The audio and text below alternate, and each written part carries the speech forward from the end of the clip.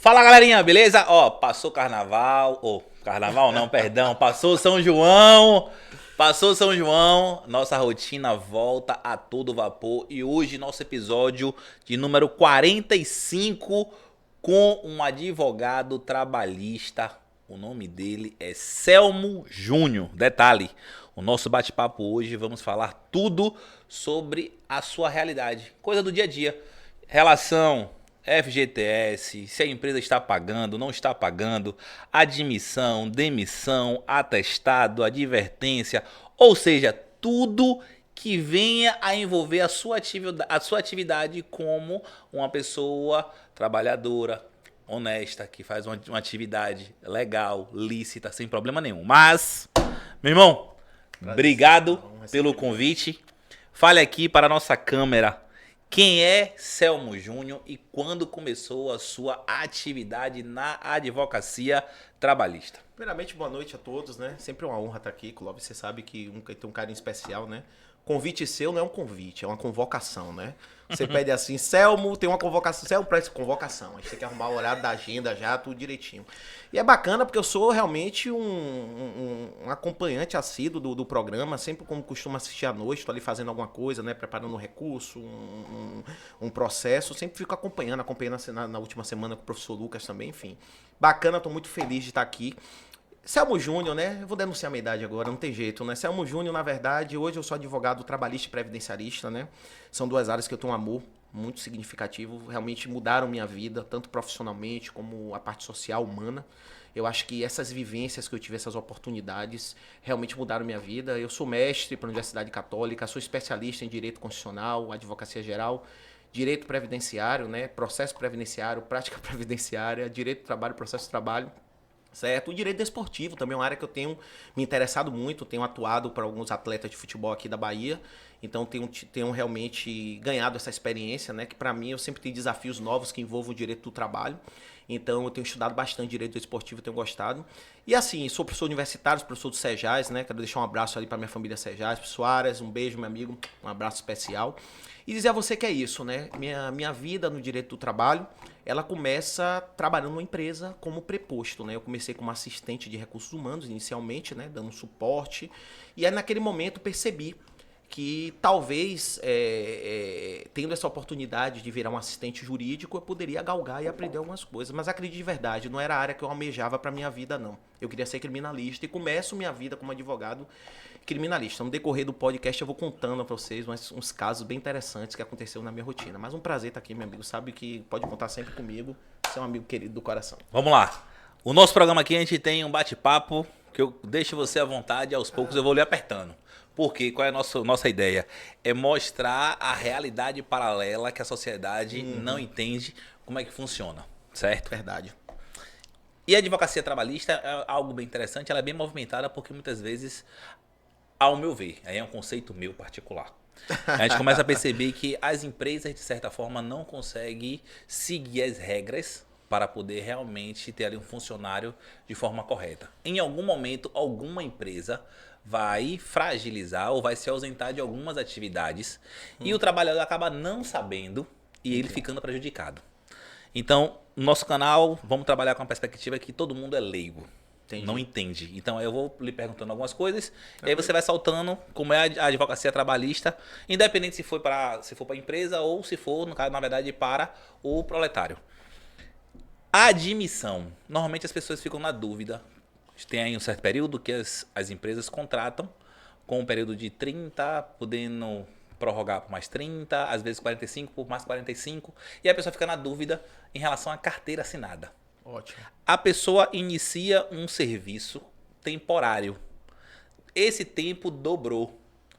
Depois de quanto tempo essa carteira pode ser assinada? Vamos começar por etapa primeiro, né? Vamos falar primeiro do contrato por prazo determinado, né? Quando você fala de contrato de experiência, ele é um contrato por prazo determinado, na verdade, né? Então, assim, hoje, para você ter um contrato de experiência, nós temos um contrato que ele pode chegar até 90 dias. Até 90 dias. Não quer dizer especificamente que você vai ser contratado 45 por 45. Pode ser que a empresa tenha uma opção de contratar você por 30, depois prorrogar por mais 30 e com 60 dias ele já entender que o seu contrato corre por prazo indeterminado, tá? Então é sempre essa primeira pergunta que muitos me fazem. Doutor, Meu contrato de experiência ele tem que ser com prazos iguais? Não, ele não precisa ter prazos iguais. Para que ele seja um contrato por prazo determinado, ele tem que chegar até no máximo 90 dias. Então você pode ter um contrato de 30 dias na primeira etapa e 60 dias para o segundo período. E automaticamente você trazer uma soma de 90 dias. A partir desse momento que o contrato ele corre por prazo indeterminado, a gente fala de aviso prévio, a gente fala de multa de 40%, né? Porque automaticamente resulta nas dispensas imotivadas por parte do empregador, que vão resultar nessas respectivas multas. Quando você fala de contrato temporário, é uma situação bem interessante que eu quero colocar aqui. Primeiro, para ter um contrato temporário, que é um contrato por prazo determinado, você tem que ter, respectivamente, os tipos de atividade que você vai aplicar para aquele contrato. Vou dar um exemplo prático. Certa feita, um cliente falou para mim assim: eu precisei contratar um funcionário para trabalhar 30 dias para tirar férias de uma funcionária que saiu. Beleza. E ele me pergunta: eu posso fazer um contrato temporário? Pode. Qual foi a segunda pergunta que eu fiz para ele? Como é que foi feito e confeccionado esse contrato? Tem escrito no próprio contrato por quê e qual o motivo que você está contratando de forma temporária aquele empregado? Não. Colocou para atividades temporárias. Então, naquele momento ali, você pode ter o primeiro problema. Porque, na verdade, quando você cria um contrato temporário sem uma justificativa, o que é que diz a CLT? Atividades transitórias. O que são atividades transitórias? Pode ser um período de Páscoa, período de São João, que a gente falou. Você falou até de Carnaval. Carnaval é época boa também, né? Sim. Carnaval, final de ano, Páscoa, Dia das Crianças. São contratos que a própria pré-determinação da atividade, ela traz um resultado e você pode fazer esse tipo de contratação. Como você falou da questão do próprio empregador, até aproveitando o gancho do que você disse, eu trabalho muito com a parte preventiva da advocacia. É uma coisa que eu aprendi no decorrer da minha vida, porque eu fui preposto muitos anos, né? Eu era apaixonado por direito penal, NUT, Fernando Capês, eu era muito fã de Fernando Capês, né? Tinha livro de Fernando Capês em casa, Greco, né? Kleber, né? Maçom, né? Enfim, tinham livros lá na minha casa. Eu estudava muito penal, porque meu sonho era ser delegado. Engraçado, eu sonhei tanto de ser delegado, virei advogado trabalhista. São coisas que acontecem na vida que a gente não consegue entender, né? Porque quando eu caí na réu, eu falei, sou muito ansioso, não dá, penal é muito do contexto da ansiedade. Eu falei, não, deixa eu ir pra minha parte trabalhista, porque foi uma coisa que eu achei que na minha vida que eu não ia trabalhar. E assim, dentro desse aspecto, eu acabei indo para a parte trabalhista mesmo.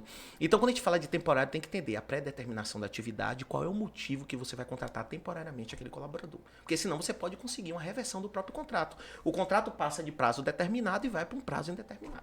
Então, isso é muito importante a gente colocar. E eu tenho alguns casos também que no decorrer a gente vai conversando. Depois que passa o prazo, Tá. em relação a assinar a carteira. Porque muitas vezes as pessoas ficam na dúvida: eu comecei a trabalhar depois de 5 dias ou um mês e minha carteira não foi assinada. Qual o prejuízo que isso pode causar? Olha só, primeiramente gera uma multa administrativa, porque o empregado tem direito, o empregador tem a obrigação de assinar a carteira com 5 dias, e o empregado tem que ter 48 horas para ter acesso às informações, correto? Então, nesse momento, o que é que ele precisa fazer? Existem duas formas: ele procurar o Ministério do Trabalho, prestar uma queixa recorrente, informando que não houve assinatura. E hoje a gente tem uma facilitação muito grande com o E-Social, com a questão da própria CTPS digital, que a CLT não fala de CTPS digital, a gente usa muito a palavra da CTPS física, que é uma coisa que a própria Justiça do Trabalho vem adequando, tá? Tem situações, por exemplo, tem uma sentença agora que já transitou em julgado, que o juiz coloca multa de até 3 mil em caso de não assinatura da carteira. Até 3 mil, ele já limita a multa. Mas ele diz, carteira de trabalho física, o que seria? O reclamante deposita a carteira de trabalho na Justiça do Trabalho, na secretaria, e aí a reclamada retira a carteira e faz a assinatura e os registros necessários que precisam, a atualização, o que tenha sido determinado. Mas a gente tem que entender hoje que com a E-Social a gente pode fazer tudo isso pelo próprio sistema com a CTPS digital. Então já antecipo isso para o empregador e já falo, ó, já que já tem essa determinação, já vamos fazer pela CTPS digital, porque eu já informo em juízo que já foi feito. Se ele necessitar que seja feito fisicamente, tranquilamente com relação a isso. Perfeito. Geralmente sempre tem aquele trabalhador que, quando não consegue a sua folga, ele dá um jeitinho para poder ir no posto de saúde e assim emitir um atestado. E tem empresa que realmente vai a fundo, vai procurar se realmente aquele atestado ele é verdadeiro ou é um atestado falso, quente. A pergunta que eu lhe faço: como é essas transições em relação à advertência, primeira advertência, segunda advertência, demissão, ou é advertência e suspensão? Como é que funciona para o pessoal que está em casa tentar entender até que ponto, tipo, se eu colocar um atestado ele for verdadeiro, eu posso ser demitido? Se eu colocar um atestado for verdadeiro, mas eu não compareci no local, de certa forma ali, vou ser demitido porque não tem como comprovar que realmente eu estava doente? Como é que isso funciona? Vamos lá. Primeiramente, na verdade, é uma lenda você falar de quantidades, talvez, de advertências e suspensões que resultam na justa causa. Primeiramente, é explicar quais são as hipóteses de rescisão que a gente tem no contrato de trabalho, até para a gente chegar até a justa causa. Primeiro, nós temos a rescisão, né, a dispensa sem justa causa, quando o empregador diz assim, o amor acabou, o interesse acabou entre as partes, então a melhor coisa que a gente tem é Cada um. seguir sua vida e vamos dispensar você e liberar todos os seus direitos, pagando multa, aviso prévio, tudo direitinho. Nós temos a hipótese do pedido de demissão, que é quando o empregado não tem mais interesse em manter na empresa e ele faz uma cartinha de próprio punho, pedindo e solicitando seu desligamento. Entendam, ó, escrito, porque se fizer uma cartinha já digitada, que só faz assinar, depois vai para o seu trabalho e automaticamente vai conseguir uma reversão daquele pedido de demissão para dispensa sem justa causa. E a justa causa, que são atos, né, que a gente traz, ou infrações. Quando você fala de atestado médico, parece que leu meus pensamentos. Eu tive um caso em 2012, tá? Tô denunciando minha idade, viu? Mas não acredite não, eu tenho 25 anos mesmo, sou novinho, viu, tal. Então assim, em 2012 o que foi que aconteceu? Um empregado, ele apresenta um atestado médico na empresa e nesse atestado médico consta uma rasura, certo? Escrito 9 dias, tá? Quando esse atestado chega ao departamento pessoal, que é o antigo RH que a gente chama, né? Que hoje a gente já tem uma nomenclatura mais específica. Esse atestado chega para o jurídico e fala, doutor Sam, aconteceu isso. A primeira coisa que eu orientei foi o seguinte, vamos ligar para o local onde ele foi atendido e tentar falar com o médico, ver o relatório médico, ver direitinho se esse atestado tem validade e se esse atestado foi emitido por esse médico.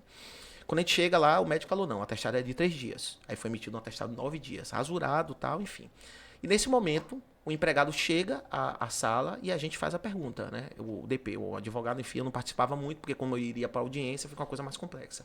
E aí ele confessa que realmente ele adulterou o atestado, tá?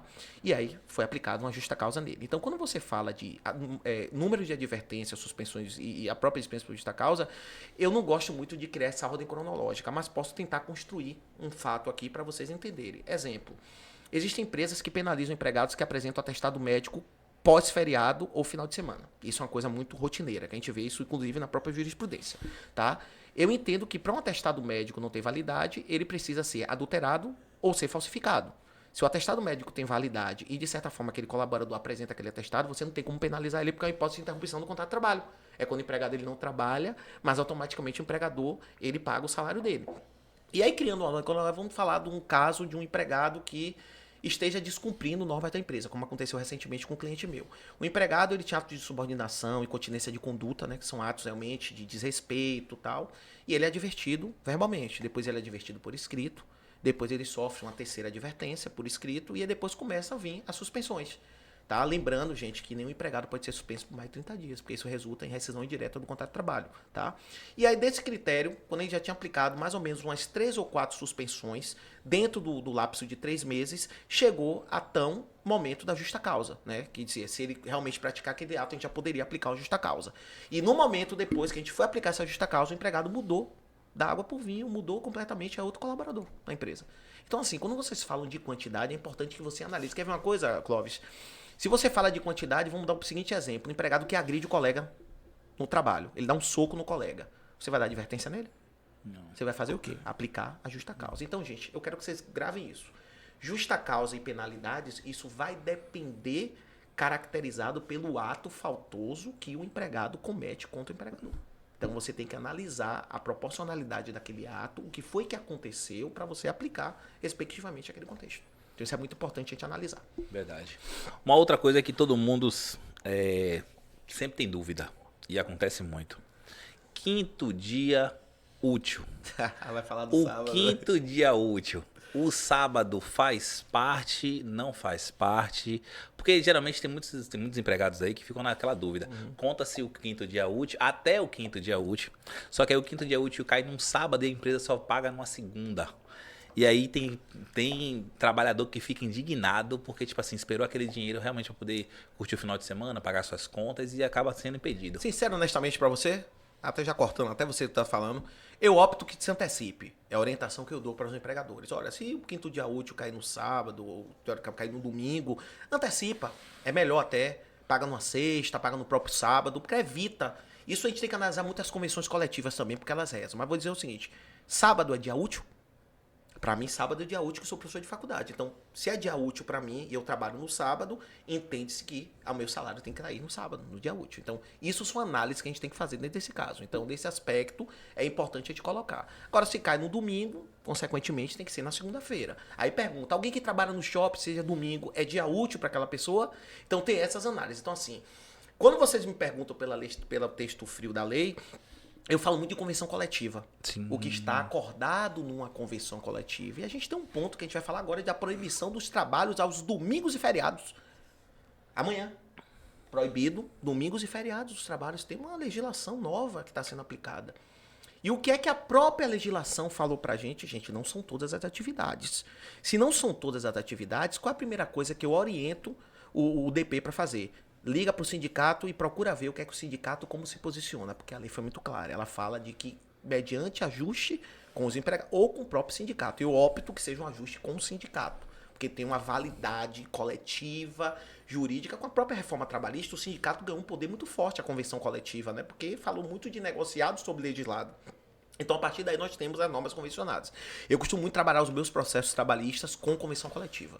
E isso dá realmente um respaldo muito maior nos pedidos e na fundamentação do processo. Você falou uma coisa bem interessante, de verdade. Ou seja, né, a pessoa tem que refletir. Se você trabalha de segunda a sexta, então o sábado realmente não é seu dia útil. É verdade. Porque tem empresa que realmente tem trabalho só de segunda a sexta. Tem outras que tem empresa de segunda a sábado. Hoje é dia 30, eu já recebi salário, pô, tá antecipado, tá vendo? É verdade. Mas o feriado é dia 2, viu? Amanhã é primeiro. Pois é. Porque você falou que o feriado de amanhã não, o feriado é dia 2. Isso tá mesmo, acelerado. Tá acelerado. Tá acelerado, dia 2, Uma coisa também que é muito interessante, as pessoas ficam muito na dúvida. Exame admissional e demissional. E periódico, né? Pegou aí? Me pegou. Pessoal, é o seguinte, explica vamos lá. aí. Vamos lá comigo, ó.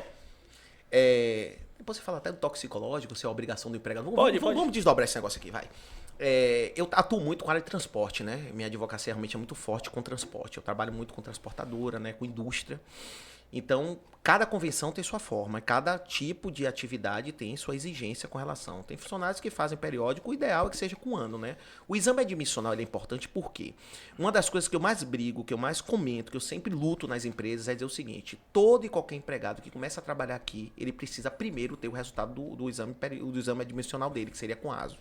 Com aquele atestado de saúde ocupacional, naquele momento, eu tenho uma garantia de que esse empregado não está ingressando na empresa com algum problema de saúde. Porque no momento que ele entra na empresa com problema de saúde, automaticamente ele ganha uma estabilidade para ser demitido. Que isso é válido para qualquer tipo atividade. Perfeitamente. Então, o exame admissional é uma porta de entrada na empresa. Então, naquele momento, quando o empregado chega, é importante, vamos fazer o admissional dele. Estando tudo ok, direitinho, pronto. A partir dali ele começa a elaborar já com aquele exame admissional. Os periódicos eles são feitos naturalmente com um ano, né?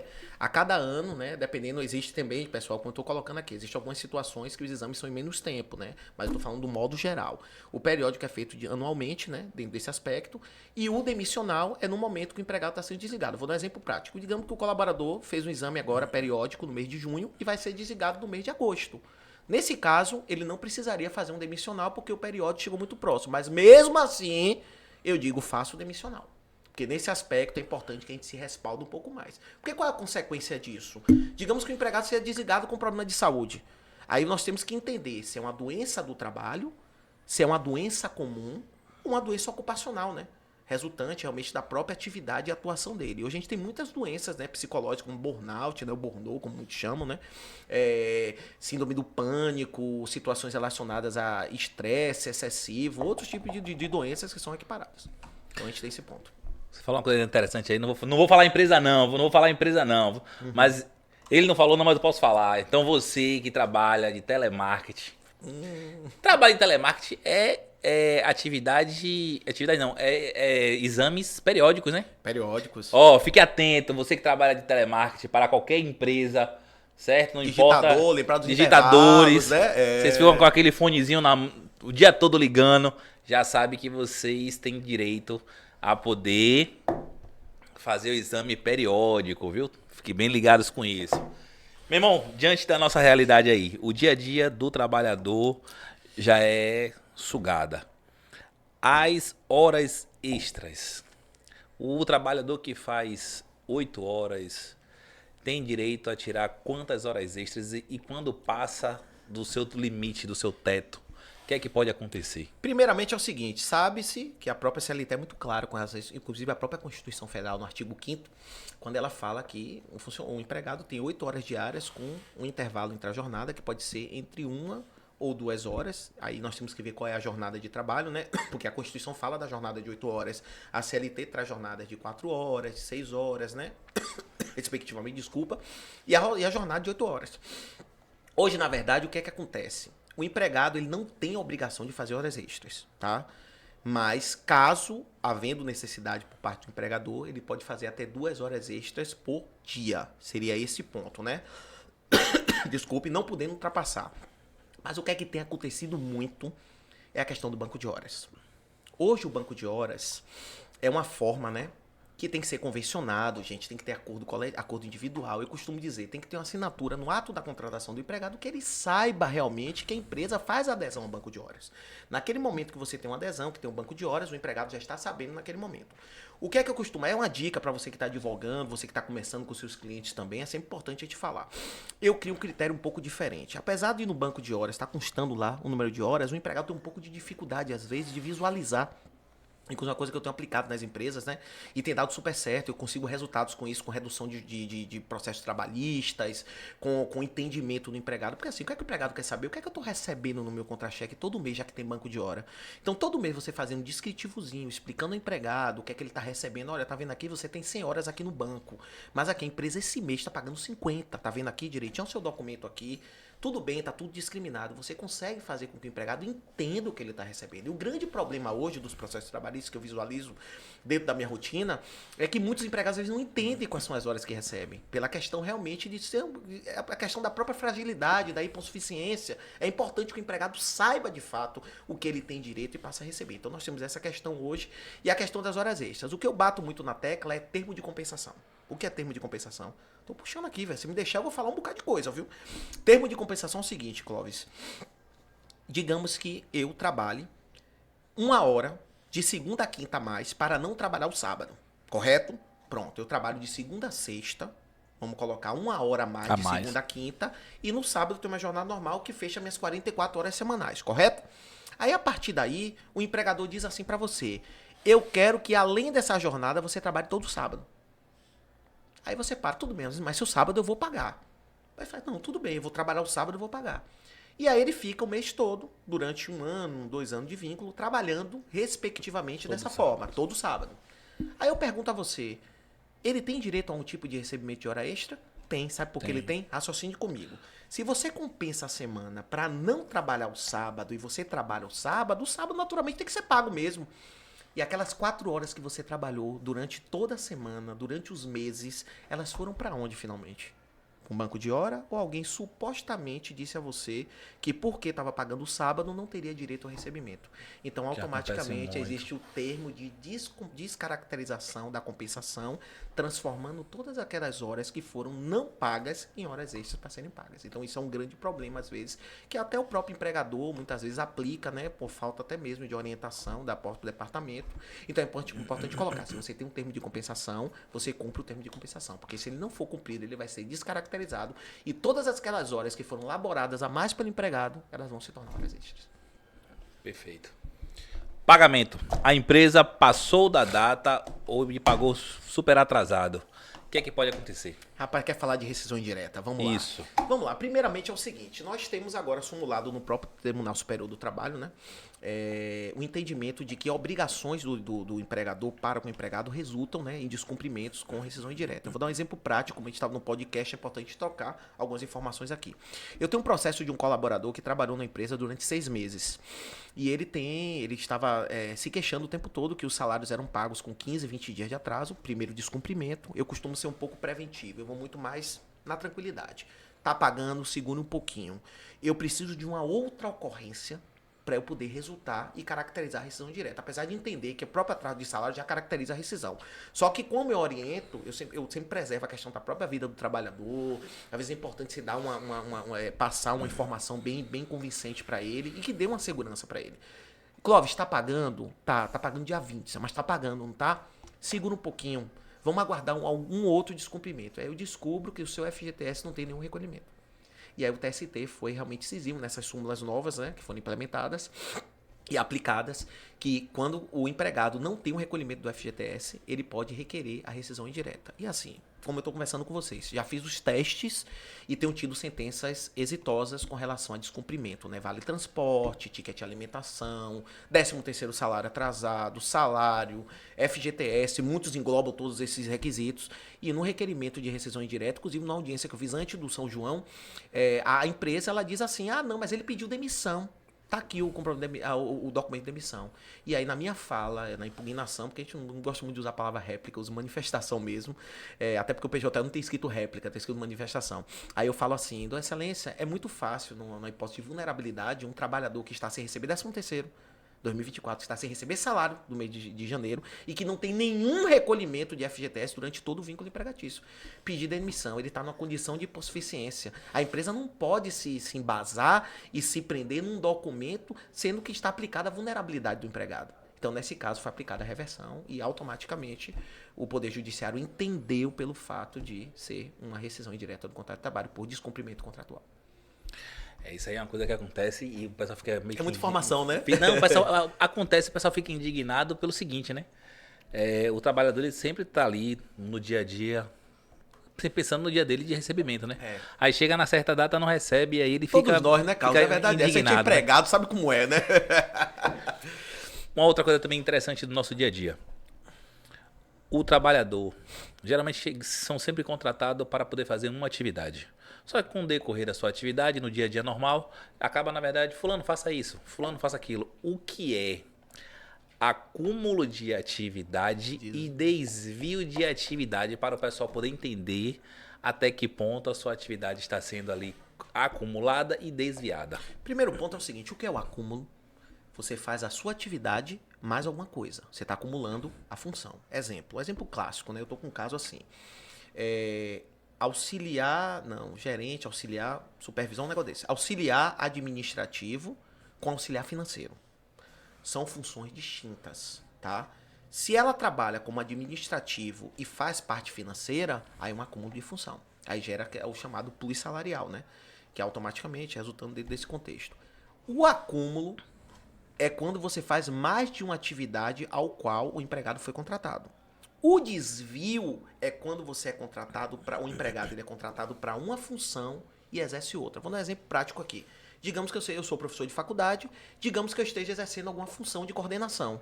Só que eu recebo como professor de faculdade. Nesse caso, eu estou desviado de função. Correto? E aí tem a terceira hipótese que muitos não conhecem, que é o desvio por acúmulo de função. Como é que funciona o desvio por acúmulo, Selma? Você é contratado como professor, é desviado para ser coordenador e, além de ser coordenador, você também trabalha na parte gerencial. Olha o que aconteceu. Repetindo, para ser bem devagarzinho. Eu sou contratado para uma função, exerço outra distinta e, além da distinta que eu estou exercendo, eu vou lá e exerço uma outra função que não tem nada a ver com as duas funções. Então, entenda, eu estou desviado por acúmulo de função. Então, é uma terceira hipótese. O grande problema que eu vejo nos processos é que muitos advogados eles não conseguem delimitar a matéria. É simples. Existem funções que a gente acaba direcionando um pouco mais. O que tem entendido a jurisprudência é que não é qualquer coisa, qualquer tipo de função. Exemplo, Selmo está lá, operador de telemarketing, desliga o computador, desliga o ar-condicionado, vai lá na Copa, arruma rapidinho e vai embora. Isso não é acúmulo de função. Tá? Ele diz que atividades que não sejam distintas e que automaticamente, que não tenham tanto esforço, são as fundamentações, não são caracterizadas. É um pedido muito difícil hoje da gente conseguir, tá? Eu tive um caso de uma condenação agora do reclamante que era garçom e motoboy. Olha a situação, ele era garçom e também, além de estar gerindo a atividade de garçom, ele pegava a moto e ia fazer entrega. Olha aí uma situação de acúmulo de função. Porque na CTPS dele fala que ele é garçom, ele não é entregador. Então isso gera o acúmulo de função. Entendeu? O caso do motorista também. O que é que o motorista faz? A gente dirige. Aí você bota motorista e entregador. É o motorista que dirige e faz entrega. Se o motorista só dirige e não faz entrega, ele pode alegar depois uma questão de um acúmulo pela questão de ser ajudante e fazer entrega também. Isso acontece muito na parte relacionada à logística. A gente tem todo cuidado com relação a esses pontos. Pergunta do dia a dia, porque já me fizeram essa pergunta já, assim que eu postei seu card. Motorista de Uber. Tem vínculo empregatício? Não tem vínculo com a plataforma? Como é que funciona? O STF já sedimentou isso. Já, pra mim, isso é um assunto já sedimentado. A gente não discute mais essa questão desse assunto. Não tem vínculo empregatício, já está reconhecido. O próprio STF reconheceu aquelas sentenças, né? Eu até andei pesquisando há mais ou menos uns 15, 20 dias, né? Porque assim, quando eu não tô sem muita coisa pra fazer, né? Que eu resolvo, fico sem sono, acho que é o problema do advogado, né? Eu vou ler algumas coisas, né? Aí eu fico lendo súmula, vendo processo, lendo as coisas que vem acontecendo. Publico muita coisa no meu Instagram, quem quiser pode até me seguir, professor Selmo. Eu sempre publico coisas que eu fico à noite lendo e tal. E assim, já tá sedimentado, não tem mais vínculo empregatício. Agora, o que eu posso trazer como seu exemplo, até pra gente poder discutir mais sobre o tema, é a questão do motoboy, que está vinculado a um aplicativo que faz entregas voluntárias e espontâneas para uma empresa. Isso acontece muito. Exemplo, eu tenho uma lojinha, tá? Então, até que minha aluna deve estar assistindo o podcast hoje, vai dizer assim, esse é o meu caso, né, Selmo, que você me defendeu e graças a Deus você conseguiu ganhar o processo. Eu disse, graças a Deus a gente conseguiu que o processo não fosse reconhecido o vínculo, porque não existia vínculo, essa é a verdade. Tá no tribunal, tem muita coisa para discutir ainda, passamos para a segunda instância e vamos continuar defendendo. Camarada, é o seguinte, eles têm um grupo, né, de motoboys, isso é muito comum aqui em Salvador. E aí, quando você precisa de uma entrega, você joga no grupo de motoboys com mais de 600, 700 motoboys e fala assim, eu tenho uma entrega na Pituba. E aí o motoboy diz, eu pego essa entrega e faço. E aí o que é que acontece? O motoboy lá tem lista, é tudo organizado, tem um administrador, tudo certinho, aquela coisa toda. E naquele motoboy ele vai lá e faz aquela entrega. Aí depois o motoboy chega na reclamação, vai até a Justiça do Trabalho, vou falar assim, e ajuiza uma ação dizendo que trabalha domingo, era quinta, sexta, sábado, domingo. Acho que era isso, sexta, sábado, domingo. Para caracterizar, que todo mundo sabe que a partir do terceiro dia já pode caracterizar vínculo empregatício, né? Dependendo do tipo de atividade. E aí chega na audiência, na primeira fala, ele fala, trabalhava de domingo a domingo. Aí eu, como assim, excelência? Se no próprio processo ele diz uma coisa e no depoimento dele ele fala uma outra coisa, para mim, a primeiro ponto, eu já começo com um processo bem encaminhado, porque ele tem uma divergência. Então isso é um ponto também. Quando você vai requerer algo no seu trabalho, fala o que está escrito. Nunca digo que não está escrito, porque automaticamente aquele que defende vai contra-atacar. E naquele momento eu montei uma estratégia de contra-ataque e aí fiz uma pergunta mágica para ele só. Eu perguntei, doutor, a questão da conversa do WhatsApp, que não foi impugnada, né? O advogado acabou não impugnando. E eu fiz a pergunta, essa planilha foi juntada por quem aqui nesse grupo? E aí o reclamante, fui eu que juntei, esse número é do senhor, é do reclamante? É do reclamante. Não, porque é uma planilha que passa no grupo. Confissão. Acabou de dizer que tinha serviços voluntários e que cobrava pelos dias da semana para cada área que ele fazia. Então isso é bem importante a gente colocar. E é uma coisa interessante, né? É coisa do dia a dia mesmo, que não tem pra onde correr. Explica um pouco pra gente a diferença de salubridade e periculosidade para o pessoal poder entender qual atividade realmente a pessoa está ali exercendo, que tem direito à salubridade e insalubridade e aquela atividade que tem periculosidade. Vamos lá, insalubridade é S de Selma, S de saúde, na verdade, insalubridade são aquelas atividades que incidem diretamente à saúde. Parece até aula de faculdade.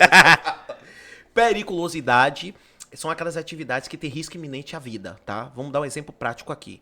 Aquele funcionário que trabalha na indústria com produto químico, ele está mais sujeito a adoecer ou sujeito a morrer? Esse é o primeiro ponto, né? Porque nós temos atividades que são perigosas e insalubres. Então, assim, insalubre, nós temos agentes nocivos, né? Aqueles agentes que, de certa forma, incidem diretamente à saúde do empregado. E a periculosidade seria o risco de vida. Vamos dar um exemplo prático aqui. Por exemplo, o frentista de posto de gasolina. O frentista de posto de gasolina, ele está tanto na insalubridade quanto na periculosidade.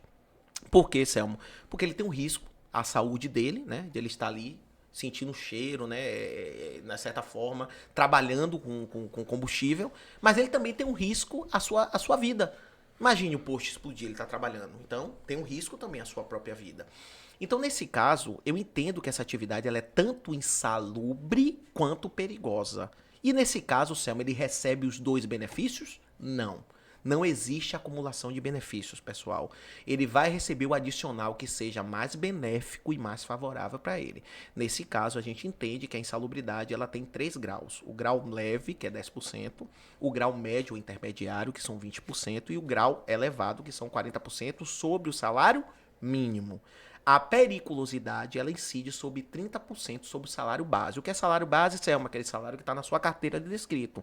Independentemente do salário base, a insalubridade vai ser sempre inserida e calculada em cima do salário mínimo. E ainda tem uma exceção, né? Quem trabalha com cargas explosivas, eletricidade, tem direito a 30% da periculosidade sobre toda a remuneração. Eletricista, motorista de carreta com cargas explosivas, eles acabam recebendo esse diferencial. Então, não são cumulativos, lembre disso. E a atividade, o próprio PPP vai dizer qual é a atividade, né, dentro desse aspecto, qual é o tipo de atividade. Então, insalubridade, ela tem mais uma incidência mais à saúde. E a periculosidade seria o risco da atividade com relação à vida.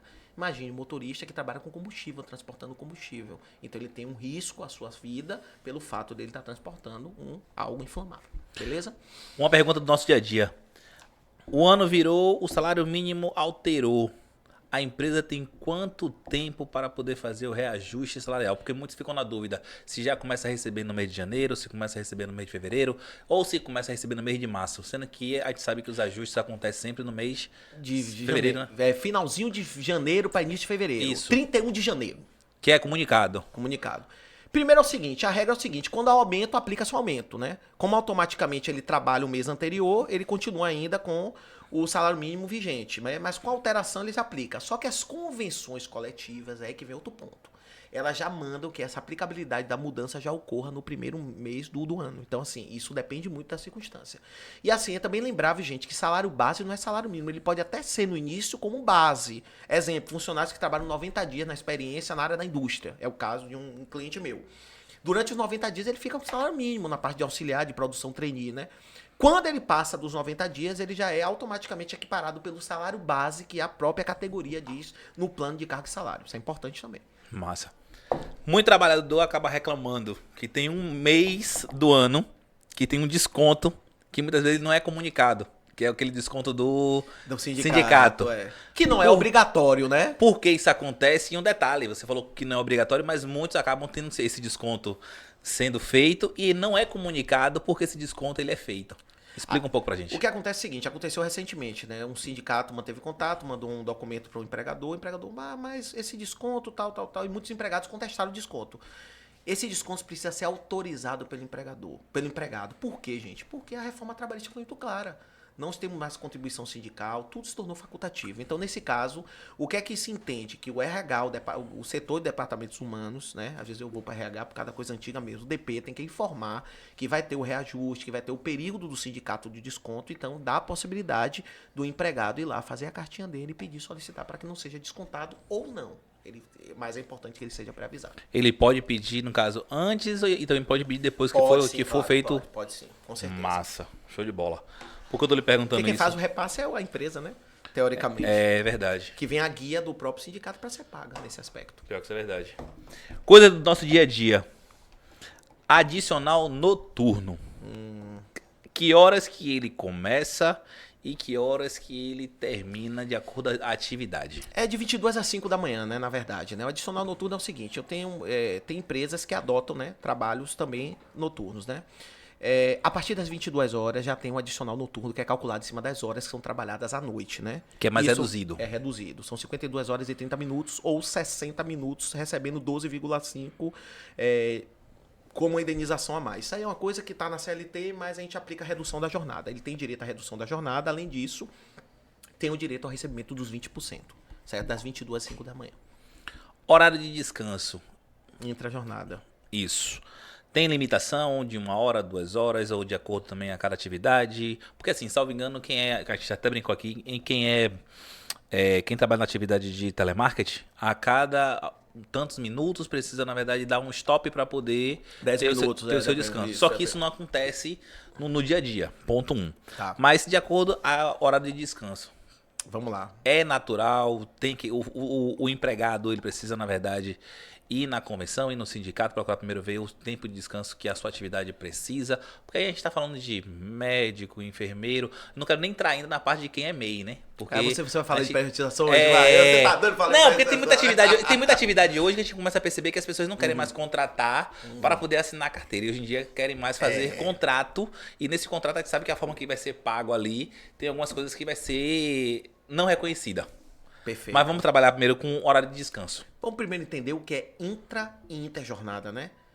Primeiramente, intra dentro da jornada de trabalho. Todo empregado tem direito à intrajornada quando tem um limite de jornada de trabalho. Até 4 horas não tem intrajornada, é sem intervalo. De 4 até 6 horas tem direito a 15 minutos e acima de 6 horas pode ter 1 ou 2 horas. O que é intrajornada? É o horário de descanso, não necessariamente, às vezes você fala horário de almoço. É horário de descanso, é o intervalo dentro de uma jornada de trabalho. A interjornada é quando uma jornada de trabalho termina e se inicia uma outra jornada, que são de 11 horas. E aí tem sempre a pergunta, viu, Cláudio? Vou até aproveitar, né? Fazer logo esse adendo também. Tem uma pergunta que muitos fazem, né? Minha interjornada conta quando? Quando eu bato o ponto, registro o ponto, ou quando eu chego em casa? Tem essa pergunta, né? Saí da empresa 8 horas da noite. Eu tenho que ter 11 horas para retornar, né? Vamos lá. 9, 10, 11, 12, 1, 2, 3, 4, 5, 6, 7 horas da manhã. Se ele retornar antes das 7 horas para a empresa, saindo 8, ele vai receber aquelas horas como horas extras, Isso. tá? E aí muitos perguntam, é no momento que eu registro o ponto ou que eu chego em casa? É do momento que você registra o ponto, tá? Registrou o ponto, a partir dali já está contando a interjornada. A interjornada é uma jornada de trabalho de uma jornada para outra. E nós temos um intervalo da jornada semanal, que é de 24 horas, né? Que coloca, inclusive fala preferencialmente aos domingos, que é a DSR, que é o descanso semanal remunerado ou o repouso semanal remunerado. Preferencialmente aos domingos. Isso depende muito do tipo de função. Tem shopping center e tem trabalho domingo. Aí vem a segunda pergunta, né, Carlos? Do tipo, é todo domingo, domingos intercalados? Muitos falam que pelo menos um domingo no mês tem que ter folga, né? Mas muitos sindicatos têm aplicado os domingos intercalados. Trabalha um, folga um, trabalha um, folga um. Certinho? Esse é o aspecto. Agora, você vai me explicar uma coisa aqui que pra mim bugou. A pessoa trabalha 8 horas normais, mas o patrão pediu pra poder ficar mais 2 horas. Certo. Ela aceitou, fez 10. Fez 10, beleza. Só que aí no final, finalizou esses 10, amanhã ele vai ter que estar no mesmo horário do dia. Então ele não consegue fechar às 11 horas do descanso. Como é que funciona nesse caso? Vão entrar as 2 horas extras que ele fez, mais o período que ele tem para completar as 11 horas. Vamos dar um exemplo prático para facilitar aqui, para o nosso telespectador estar aqui atento também. Vamos colocar exemplo que ele só teve uma intrajornada de 9 horas. Uma interjornada de 9 horas, tá? Voltou para a empresa. Mas fez 2 horas extras antes, né? Um exemplo que a gente está tentando dar, mas não vai conseguir, vai sempre chegar às 11 horas, se a gente fizer esse cálculo. Sim. Vamos colocar que ele fez até mais do que 2 horas extras, né? Que não pode, teoricamente, o Ministério do Trabalho, o Ministério Público do Trabalho fiscaliza, eu participo de muitos processos também no Ministério do MPT, eles têm muita incisiva em relação à jornada de trabalho. Então, nesse caso, o que é que acontece? Aquelas horas, elas entram como extras. Elas têm que ser pagas no final do mês como horas extras, como se fossem horas trabalhadas. O da manhã, assim que ele assume. Isso, aquele assunto. Sabe por quê? Uma coisa que um cliente meu uma vez falou assim pra mim, Selmo, mas o motorista quando chega, eu dou folga a ele o dia inteiro. Dou folga de mais de 24 horas, Selmo. Ele fica em folga assim, meu amigo, interjornada não se compensa. Interjornada tem que ser paga, ela não é indenizatória. Que é um ponto que eu acabei não falando, gente. Quando o empregado ele não tem um intervalo entre a jornada, certo? Tem empregadores que optam, às vezes. Eu fico só dizendo o seguinte, não faça essa opção, porque se o Ministério do Público do Trabalho verificar que não está concedendo intervalo, eles podem multar a empresa, certo? Abrir um inquérito civil, tudo isso, tudo mais.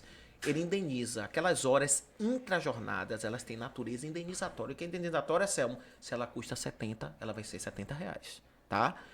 Quando ela é integrativa, ela custa 70, mas ela integra o quê? Férias, 13º, aviso prévio, FGTS, tudo, porque ela tem um caráter, uma natureza integrativa, ela tem reflexo nas demais verbas, o que não acontece com a intrajornada. Então, nesse caso, essa interjornada não é compensada e ela tem que ser paga como hora extra. Quando você falou em relação ao ponto, no momento que se bate o ponto, Tá. que ali encerra a jornada do empregado. Do empregado, perfeito. O que acontece? Vamos trabalhar com a perspectiva de fábrica. Fábrica tem uma situação que o carro passa e pega, e quando todo mundo bate o ponto, o carro também vai e deixa cada um na sua jornada. Conta da mesma forma ou, neste caso, tem que olhar a convenção, olhar o Não, nesse sindicato? caso é muito claro. Eu vou explicar a você. Registrou o ponto naquele momento, ele não está mais à disposição da empresa. O que acontece, às vezes, é dos atrasos, né? Do transporte chegar, ele fica esperando 20, 30 minutos, às vezes o ônibus chegar. Isso pode resultar numa interpretação de prorrogação de jornada, é um ponto que se coloca, tá? Isso vai muito pelo critério interpretativo, né? Porque nós tínhamos antigamente as horas in itinere ou itineres, como te chama, Sim. lembra? Que é aquela hora de percurso, tal, que a reforma trabalhista tirou isso, com o Isso. entendimento de que é tempo à disposição da empresa, né? Isso. Quando você está à disposição, certo? Então, assim, nesse aspecto, dentro do contexto da análise, não é aplicado, mas pode ter uma equiparação dependendo do entendimento do próprio Poder Judiciário com relação a isso. Porque se o empregado fica esperando, ele tem um prejuízo, ele pode alegar isso, mas, de fato, trazendo para um contexto lógico do negócio, da aplicação, não tem como ser prorrogação de jornada de trabalho. Perfeito. Vamos lá. Adentrando agora na parte aqui de diária e dias trabalhados.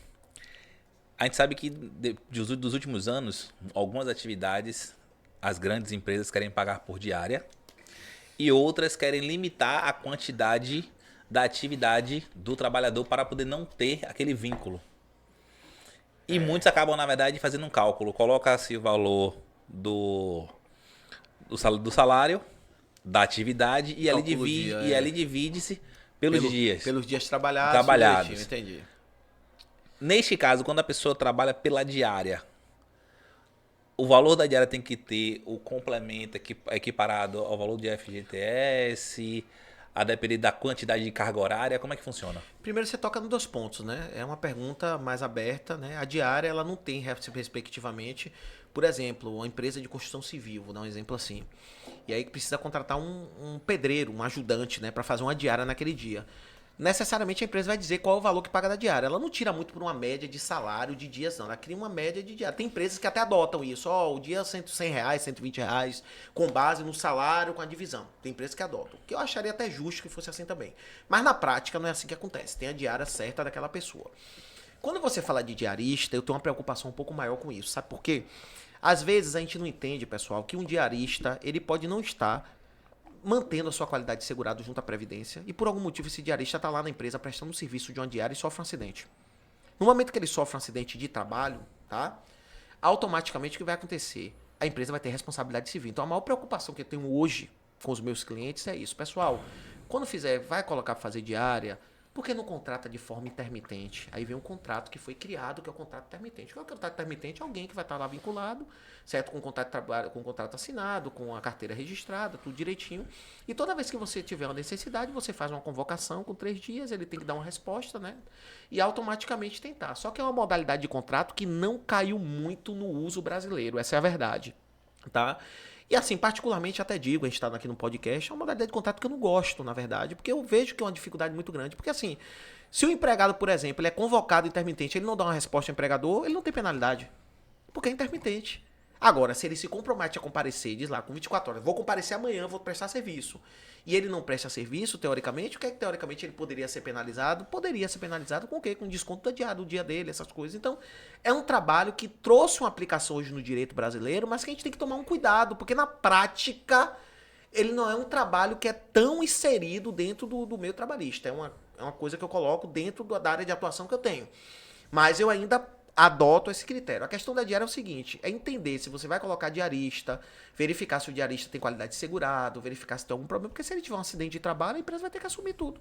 E automaticamente tem um caso. Me ligaram uma vez e disseram assim, Selmo, pelo amor de Deus, fulano de tal sofreu um acidente de trabalho, com 3 dias de trabalho, não assinaram a carteira dele, a empresa está correndo para assinar. Deixa ou não deixa, entrega ou não entrega o documento? Meu amor, eu falei para mim, meu querido, é o seguinte, eu não vou te dizer que não é para entregar, porque eu sei que entregar é melhor para ele. Deixa a empresa ver como é que vai resolver nesse caso, mas entende o tamanho da gravidade nesses aspectos, né? Então a gente tem que tomar todo o cuidado com relação a isso. Dentro da palavra diária, eu entendo que a palavra diária ela é muito ampla.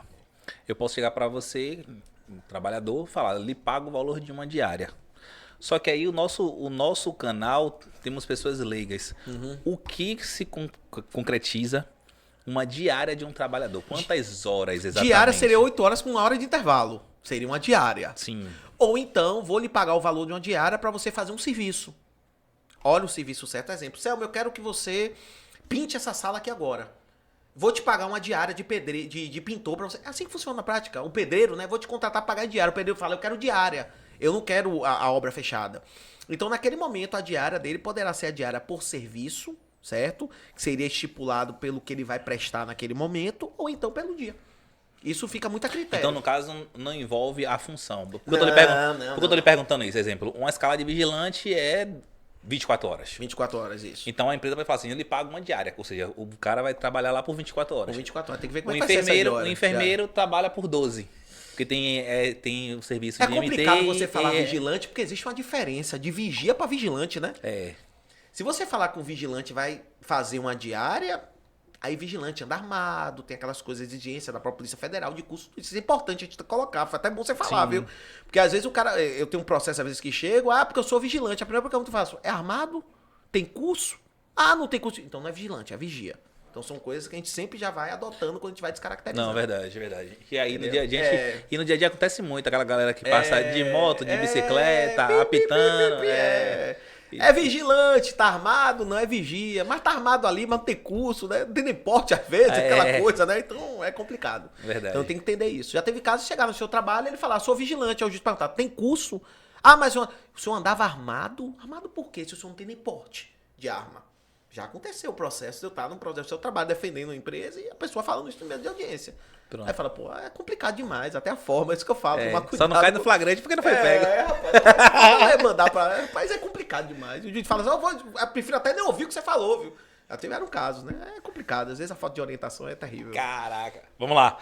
Pulando da diária para a grande maioria hoje aí que tá na parte de PJ, pessoas MEI. Nós estávamos conversando aqui antes, não foi? Foi. Tira essa dúvida para quem nos acompanha. Rapaz. Olha, Atualmente hoje as pessoas, a grande maioria estão tirando o seu CNPJ para poder tratar as suas atividades. Porém, algumas empresas estão dando preferência também, até mesmo em contratar pessoas com CNPJ para poder também facilitar algumas coisas e acaba entrando em contrato. tá. Minha primeira pergunta para você é: quando o contrato ele tem mês para iniciar e mês para acabar e a pessoa dá continuidade à sua atividade? Neste momento, não tendo no contrato que a ausência de comunicação não cria vínculo. Neste caso aí seria, no caso, a pessoa deixa de estar pelo CNPJ e acaba virando funcionário. Como é que funciona? Pronto, vamos lá. Ele tá, na verdade, você quer me perguntar assim, Selmo, eu vou lhe contratar hoje para você prestar um serviço para mim, essa é a fala. Sim. Não é para ser meu empregado, né? E nesse momento a gente vai formalizar um contrato de PJ com PJ, certo? Você tem CNPJ, Selmo tem, você tem CNPJ, Clóvis tem. Pronto, vamos lá, vamos formalizar um contrato. Esse contrato vai ter uma vigência. Qual seria a vigência do contrato? 1 ano.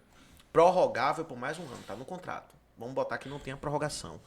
Naquele momento que o contrato ele corre e vence o prazo dele, o contrato continua vigorando, teoricamente, quando as partes elas mantêm. Aí você entra muito no pacto sunt servanda, do direito civil, a questão do ajuste entre as partes, tudo isso, até porque é um trato de direito privado, né?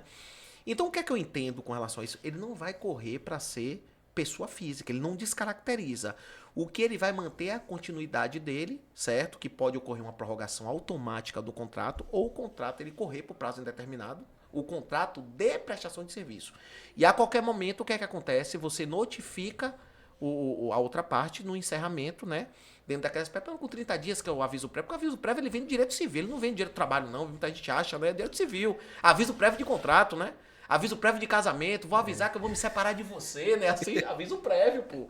Então, assim, ele vem depois dessa construção, o próprio dano moral também.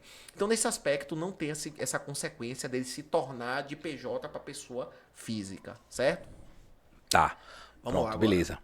Então, neste caso aí, quando é CNPJ para CNPJ, qual o benefício que acontece e qual o prejuízo que acontece para quem está ali fechando contratos de serviços? Vamos lá, primeiro ponto. O que é discutido hoje com relação à pejotização, tá? Que é um ponto que a gente tem debatido muito, né?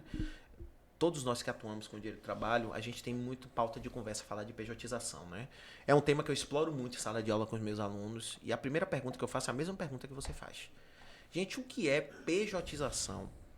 Pejotização é quando o empregado ele está, de certa forma, exercendo a sua função e por algum motivo o empregador faz um convite para ele. Ele diz assim, olha, a partir de agora a empresa fez uma opção de que você vai prestar serviço como pessoa jurídica, vai emitir nota todo mês, vai, de certa forma, vai ser depositado na sua conta da pessoa jurídica, todo esse aspecto.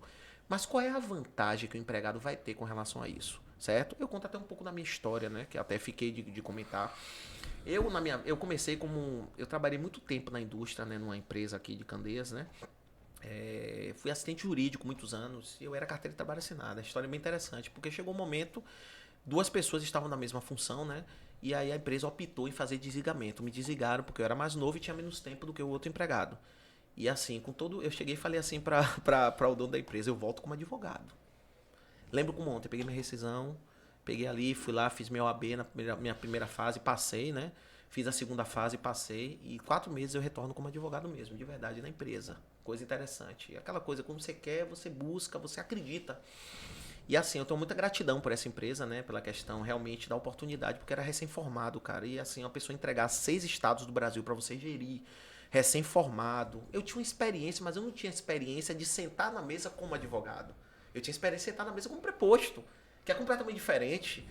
Não desmerecendo a questão, porque preposto é uma missão muito difícil. E eu realmente passei por isso muitos anos, né?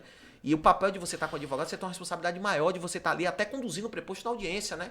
No momento, antes, aquele momento, conversar, preparar para a audiência, tudo direitinho. Então, assim, chegou um momento que eu virei assessor jurídico, foi consultor jurídico, advogado, consultor jurídico, assessor jurídico, e aí chegou um momento que chegou uma escala que não dava mais para continuar dentro da folha de pagamento.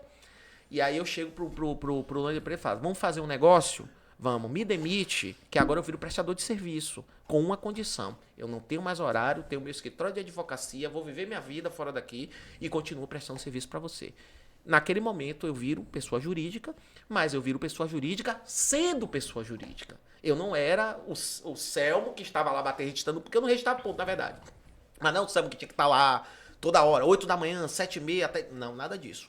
Eu trabalhava no meu escritório, eu tinha meu escritório lá na empresa também, então isso foi uma flexibilização. Por isso que no começo, até na entrevista, eu falei que eu tenho muita gratidão por essa oportunidade, porque foi a partir daí que eu comecei a entender. Nesse momento, eu pergunto a você, eu tive um aumento significativo na minha prestação de serviço, aí eu pergunto, eu tive algum prejuízo?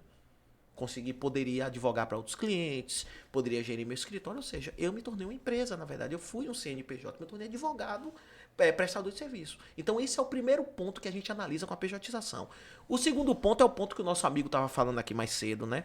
É você receber seu salário de R$ 2.000 e alguém olhar para você e falar assim, a partir de agora você emite nota e vai receber o mesmo salário. Poxa, como é que fica meu 13º? Como é que ficam minhas férias? Meu FGTS, minha multa de 40%? A pejotização ela não pode ser lesiva ao empregado. Se ela for lesiva e ela funcionar como um suporte ou um manejo do empregador para tentar violar direitos trabalhistas, a pejotização é ilícita. Então tem essa discussão que está sendo debatido no STF, certo? Eu acredito no efeito modulado, numa flexibilização. Isso tem causado algumas revoltas de alguns advogados, mas eu acho assim o seguinte, que a gente tem que entender o que é pejotizado e o que é, de certa forma, a questão. Então, discutindo, dizendo, isso tem benefício, foi por... houve do empregado, do pejotizado, supostamente algum ganho, o que foi que ele teve de benefício. Então, isso tudo está sendo analisado. Para mim é uma coisa muito subjetiva. Então, assim, vou dar um exemplo pra você. Muita gente pega motorista de caminhão, coloca pra abrir MEI e manda o motorista de caminhão, tá trabalhando dentro da empresa com o caminhão da empresa 24 horas por dia, pô. Isso não é empresa. Ele é empregado, pejotizado e uma pejotização ilícita. Então tem coisas que o próprio manejo da atividade empresarial, ela traz alguns resultados. Quando chega no meu escritório, por exemplo, uma gerente que trabalha dentro da empresa 24 horas por dia pejotizada. Falei, não, filha, aqui você é empregada. Então tem que entender o que é de fato a questão do CNPJ com CNPJ, né? Ou seja, se no contrato vier estabelecendo carga horária semanal, já no caso... Você já desconfia. Mas, opa, tá mandando bater ponto, tá mandando cumprir, tudo bem que você pode dizer, ó, a empresa funciona de 8 até às 17, certo? A gente tem uma exigência aqui que seja cumprido, você pode fazer aqui, isso, tudo é analisado como vai ser exercido. Não necessariamente pela carga horária, eu não vou prender nisso, mas com relação à própria subordinação. Porque eu, Selmo, sou advogado, tenho contratos com meus clientes, não necessariamente eu faço as audiências todas. Às vezes eu não consigo, estou com a pauta cheia, priorizo uma audiência mais complexa, uma mais fácil, meus assistentes fazem a audiência.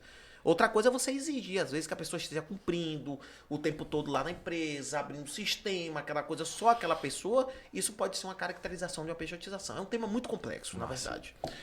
Dentro dessa parte aí de CNPJ com CNPJ, pagamento atrasou. No contrato vem constando que tem multas. Essa multa, no caso, ela é administrativa ou é a multa para o... Do contrato do PJizado, Sim. seria? Mas são dois tratos de duas empresas, na verdade, né? Então, presumidamente, qual é o entendimento que a gente tem? Que qualquer problema que você tem, você vai para a justiça comum. Você não vai Sim. para a justiça do trabalho, tá? Então, esse é o primeiro ponto. Na prática, muito difícil a gente ver, né? As multas não são pagas muitas vezes. Eu estou dizendo isso por experiência própria, tá? A gente sempre faz um ajuste, aquela coisa toda. Mas aí teria que ser na esfera cível. Se tiver estipulado uma multa de 10%, de 5%, né? Correção, o que seja... e ocorrer alguma diferença no custo do contrato, com o término do contrato, no decorrer do contrato, né? Você pode, inclusive, pedir a rescisão do contrato, pedir pagamento de multa, inclusive constam as multas, né? Multa correspondente a 2 prestações de serviço, 2 meses, se tiver qualquer descumprimento contratual. Então, automaticamente, você pode executar a multa e procurar a própria justiça comum e ajuizar uma ação para cobrar a multa. Massa, perfeito. Demissão coletiva. Demissão coletiva, tema bom. Coisas que, na verdade, já aconteceu aí com algumas empresas grandes, né? E aí as pessoas ficam meio que na dúvida. A minha primeira pergunta, Ford, para também você não esquecer. Demissão coletiva e férias coletiva. Como é que funciona? O trabalhador fica prejudicado? Não fica prejudicado? Não, tem áreas da... Não. Isso a própria convenção coletiva, ela trata da questão das férias coletivas, da opção das empresas de adotarem férias coletivas. Isso depende muito do tipo de atividade. É legal você ter lá 15 dias, chega agora no final do ano, não tem produção. Isso acontece muito com empresa automobilística, né? Que dá a concessão das férias coletivas, sempre com a participação do sindicato, né? Porque a própria convenção tem lá, com a anuência do sindical e tudo mais. Então não vejo nenhum tipo de prejuízo, isso pode ocorrer, né? Dentro do contexto. Mas a questão relacionada que mais me preocupa é com demissão coletiva. O que é a demissão coletiva? Por exemplo... Primeiro é você entender que a coletiva é o todo, né? Da empresa como um todo, né? Nós temos uma empresa que fecha uma operação. Eu estou com um cliente agora, né? Com alguns clientes trabalhistas, reclamantes, que saíram de uma construtora agora. E um número elevado. Começou com 2, 3, estou indo para 10 já tem uns 12, daqui a pouco vai virar praticamente. Coletivo, na verdade, é uma palavra que fala muito, tem muita força no nome sindicato, né? Porque quem pode ajuizar ação coletiva é sindicato, não somos nós, somos advogados, né, voluntários. Isso muito perguntam, né? Quando a ação tem mais de um reclamante, calma, é uma ação individual com pluralidade de reclamantes, não é uma ação coletiva. Até porque quem pode ter ação coletiva é ONG de classe, sindicato, né? Enfim, está na própria Constituição Federal isso. Então, nesse aspecto, quando ocorrem alguns problemas, né? Eu opto sempre por fazer ações individuais, porque eu entendo que cada um tem sua história, eu acho que cada processo tem o seu processo, é uma opção de cada advogado. Tem advogados que fazem com ações plurimas, né? Isso é a opção de cada um. Mas eu opto sempre de tratar um cliente, cada situação, cada aspecto, com processos individualizados. É coisa que é surreal. Rapaz, Mas é bom que é rápido o seu trabalho, sabia? É uma coisa assim que muitos falam, né? Você não tocou nesse assunto, mas o seu trabalho é rápido. O primeiro grau em si... Hoje, por exemplo, eu distribuo um processo agora, certo? Nesse exato momento, eu estou audiência marcada para agosto já. É rápido para audiência inicial, uma instrução. Agora eu distribuí um processo, um carnaval, fevereiro. Marcou uma audiência para março, não teve audiência porque não teve tempo interstício para notificar. Não notificou, na verdade. E depois da notificação fez a audiência, é só a sentença. É super rápido. Eu sou Mas, no modo geral, ou depende de onde for cair após o sorteio? Depende muito. Não ultrapassa muito isso, não. Eles têm um critériozinho dependendo do rito processual. Eu sou um adepto, eu sou um apaixonado pelo seu trabalho, essa é a verdade, eu tenho que confessar a você. Eu gosto muito da rotina, da dinâmica processual, acho processos mais dinâmicos, né? Não desmerecendo as outras áreas, claro, tô falando de uma casa, eu não posso falar também de direito penal mais, porque eu não atuo mais na área. Mas assim, quando eu falo de direito do trabalho, eu falo de processo do trabalho, eu acho uma dinâmica processual, um rito muito interessante. Porque é um rito informal, a gente não tem aquele formalismo que tem no processo civil. Às vezes eu vou fazer um processo, uma audiência civil, eu fico meio perdido, assim, tô assim, peraí que eu não tô no seu trabalho. Eu tô aqui na vara civil fazer uma audiência civil. Então, já é tem uma formalidade maior, não é verdade? Quando é dia de justiça do trabalho, não, já fica aquela proposta de acordo, aquela conversa, aquela tratativa, o juiz pode inverter algumas ordens no procedimento, que a gente não vê isso na justiça comum. Então, assim, quando a gente entra nessa área mesmo, a gente já não consegue mais... como eu faço muito previdência também, então acaba que eu tenho aquela rotina, porque previdência também é uma coisa... Uma rotina um pouco, vai tratar de aposentadoria, um benefício, alguma coisa que negou. Mas eu sou um apaixonado do seu trabalho, eu tenho que elogiar muito mesmo. Acidente de trabalho. Incidente, né? Incidente de trabalho. Acidente é um acontecimento, né? O acidente é um acidente que resulta do próprio trabalho. Eu vou dar um exemplo pra você. Um funcionário estava lá, discutiu com outro, o funcionário pega uma pedra e arremessa na cabeça do colega. Isso é um acidente de trabalho ou um incidente? Incidente, né? Por exemplo, o cara tá lá descarregando o caminhão, cai do caminhão e se acidenta. Isso é o quê? Aí é acidente. Pois é. A gente tem que entender também, na verdade, o seguinte, muita gente confunde um pouco a doença ao acidente de trabalho. Isso é uma coisa que eu vejo muito em alguns processos quando eu faço algumas análises. Pessoal, a própria CLT fala de acidente de trabalho com afastamento por mais de 15 dias, né? Isso. Teoricamente, se tiver menos de 15 dias de afastamento, ele pode ter o direito a um dano moral por um ato, né? Até na prova da OAB, no último exame, falando sobre a questão do funcionário que estava em viagem, vai tomar um banho, ele acaba quebrando, se machucando no banheiro, quebra o box e tal, e ele fica 3 dias afastado, perguntou se era acidente de trabalho, se tinha estabilidade, aquela coisa, não tinha, né? Porque automaticamente nós teríamos que ter um afastamento previdenciário, tudo isso para caracterizar. Então nós temos algumas situações que geram os incidentes também, se forem resultados do próprio trabalho, você tem o direito ao dano moral. Exemplo, o cliente meu cortou o dedo, mas não se afastou muito tempo, né? Voltou a trabalhar com 4, 5 dias, menos de 10 dias, acho que foi 7 dias, retornou. Saiu da empresa e me procurou, disse, não, isso aqui a gente pode entrar com dano moral porque deixou uma sequela. Foi um corte, então a gente pode ajuizar uma ação e requerer. É um dano estético dentro do trabalho. Então, são esses pontos bem importantes também. Pronto, só para quem tá nos acompanhando aqui entender como funciona. Passou de 15 dias, o funcionário já, no caso, ele dá entrada pelo INSS. Depende. Quando é doença comum, vamos entender assim, nós temos a doença do trabalho, o acidente de trabalho ou doença equiparada, né? Doença comum, doença do trabalho e sem trabalho. A doença comum é a doença do empregado que não tem relação com o trabalho, correto? Certo. Exemplo, ele tem um problema de saúde, vai fazer uma cirurgia, precisa alguma coisa, automaticamente a empresa presta todo o apoio, mas quem dá entrada no INSS é o próprio empregado, sempre essa orientação. Né? Eu sempre peço que o DP dê um apoio, é importante que o empregado está vinculado. O acidente de trabalho tem emissão da CAT, que é a comunicação de acidente de trabalho, automaticamente, né? E com a abertura da CAT, automaticamente resulta na suspensão do contrato de trabalho. Qual é a diferença de interrupção para suspensão? A interrupção é quando o empregado não trabalha, mas o empregado paga. E a suspensão é quando o empregador não paga, o empregado não trabalha e alguém paga, que é o próprio INSS. Eu sei que hoje aqui é de trabalho, não vem entrar na parte de previdência, não, viu? Sim. Entendeu? Só para o pessoal poder entender, porque é coisa que você falou, coisa que mais ou menos acontece. Técnico, né? E acontece muito, né? A pessoa, exemplo, vamos botar aqui, pedra nos rins. A pessoa faz a cirurgia e aí precisa ficar um tempo afastada. Aí auxílio do benefício por incapacidade temporária, B31, né, que a gente fala, auxílio doença, sem nenhuma ligação com o trabalho. Você lembra teve um caso até recente, não sei se o pessoal também acompanha, mas é bom, como eu digo, eu sempre acompanho.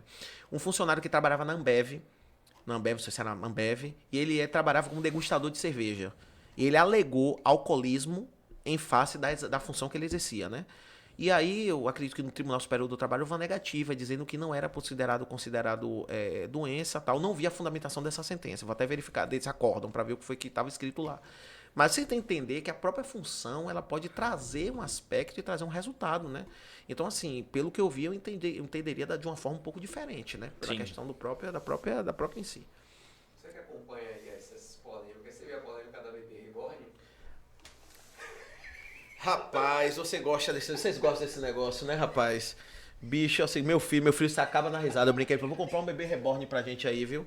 Do salário e maternidade, né, cara? Olha só, eu participo de uns grupos aqui, né, de direito do trabalho, e uma das coisas mais engraçadas foi esse ponto, né? Quero aproveitar também, né, mandar um abraço pra minha liga aqui, Direito Previdenciário de Trabalho lá da FTC, meus meninos maravilhosos, que eu amo muito. E um dos polêmicas foi esse fato. Eu coloquei no grupo, falei assim, pessoal, eu queria um parecer de vocês. Assim, na verdade, se você parar para raciocinar, a gente está chegando realmente a uma situação que a gente precisa reanalisar o próprio direito, na verdade, né? Se você me perguntar o que eu acho disso, eu não vou dar uma opinião aqui, até para os nossos telespectadores, eu tenho um bebê também, respeitar, né, a vontade de cada um, né? Mas assim, dentro da seara trabalhista, meio que impossível, até porque o processo foi muito mal montado, né? E dentro da estrutura, eu li o processo todo, eu tive acesso. Até brinquei, porque eu conheço um magistrado que iria julgar o processo. Comentei com um amigo meu e falei assim, passa lá amanhã e fala que o bebê reborn tá com ele aí pra ele poder julgar essa liminar. Ainda brinquei com ele, né? E aí depois houve o pedido de desistência, aquela confusão toda e tal. Mas assim, é porque hoje tem gente que tá levando até pra UPA, né? Essas coisas, né? É complicado. Não tem apanhado jurídico, cara. É muito complexo falar sobre isso. Não tem. É demais, né? Ó. E pior que sua o área... pior se eu comprar um bebê reborn e levar lá pro escritório, levar pra sala, vai dizer que é trabalho infantil, exploração, tem todo esse aspecto, né, também, né? O que é legal é que ela falou da pega emocional, que ela foi... O processo está arquivado já. Falaram mal dela na empresa. Mas mandaram, se eu não me engano, mandaram Isso oficial, aí. OAB, foi uma confusão aí, viu? Coisa de louco. Licença maternidade e licença paternidade. Tempo de cada um, como é que ele funciona? Olha só, primeiramente é o seguinte, né? Eu pensei que você ia perguntar licença maternidade e estabilidade gestacional, né? Não, Então, depois eu vou perguntar, depois eu vou lhe rapaz. perguntar em relação à estabilidade. É, porque Eu isso já lhe tem- perguntei já sobre acidente de trabalho, Aham. sobre doenças. Aí depois eu quero saber, na verdade, que aí estabilidade também envolve quem faz parte de CIPA, né? É. Tem outras. Eu tava até lembrando do casamento. Quem é do sindicato, Um mas aluno, aí eu vou. um aluno meu perguntou vou aos assim, poucos. Eu falo até de casamento, mudando aqui rapidinho só o tema. Eu lembrei até de uma pergunta que o aluno meu fez pra mim, fez assim: Se eu casar na Selma, quinta. Selma, eu vou casar. Eu disse assim: não case dia de segunda, não, não case sexta, não, moço. Case na quinta. na quinta, na quarta-feira, que aí já pega o sábado, aquela brincadeira, são 3 dias, né? Olha só, quando a gente fala de licença maternidade, a gente fala de 120 dias, né?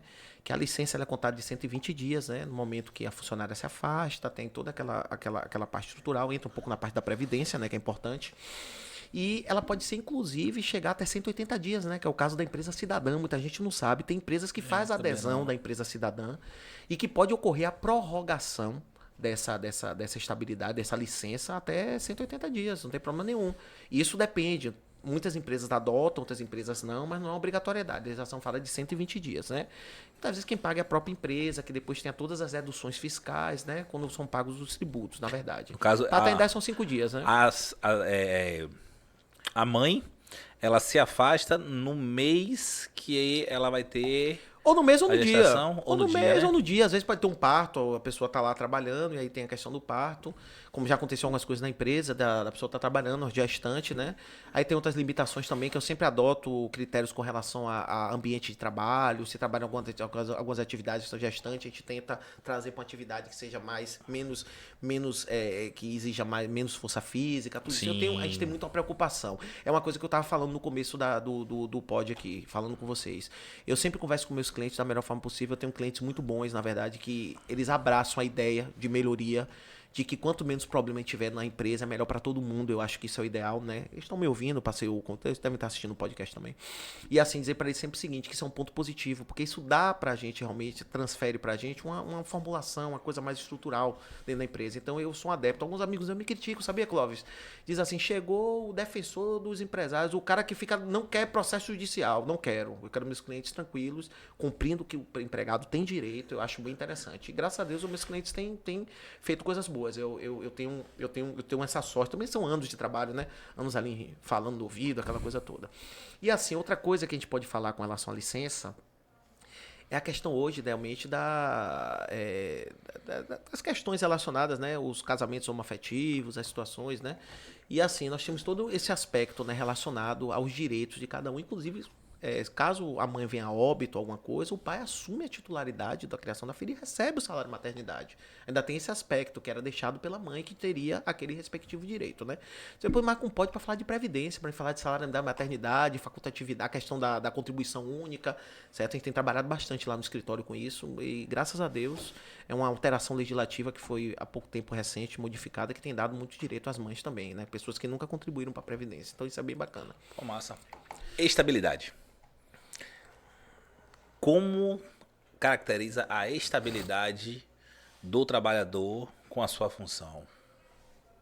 Pronto, vamos lá, vamos por etapa. Existem estabilidades que são geridas pela própria convenção. Vou dar um exemplo. Eu tenho um tio meu que falta um ano para se aposentar na empresa. Ele ganha uma estabilidade no emprego, correto? Naquele momento que ele ganha aquela estabilidade, ele não pode ser desligado enquanto ele não sair para se aposentar. Certo. Perfeito? Esse é um dos pontos de estabilidade. Outra coisa que eu posso falar para você é com a estabilidade gestacional, que conta do parto até o quinto mês do nascimento da criança, tá? A funcionária não pode ser demitida, salvo se for hipótese de justa causa, e eu até tenho um cuidado maior com relação à justa causa de quem é funcionário estável, né? A gente fala também de CIPA, de estabilidade, tudo isso, né? Nesse aspecto, CIPA já é uma coisa mais ampla. E com relação também à estabilidade do acidente de trabalho, tá? Muitos confundem, pessoal. A estabilidade ela não é computada da data do acidente.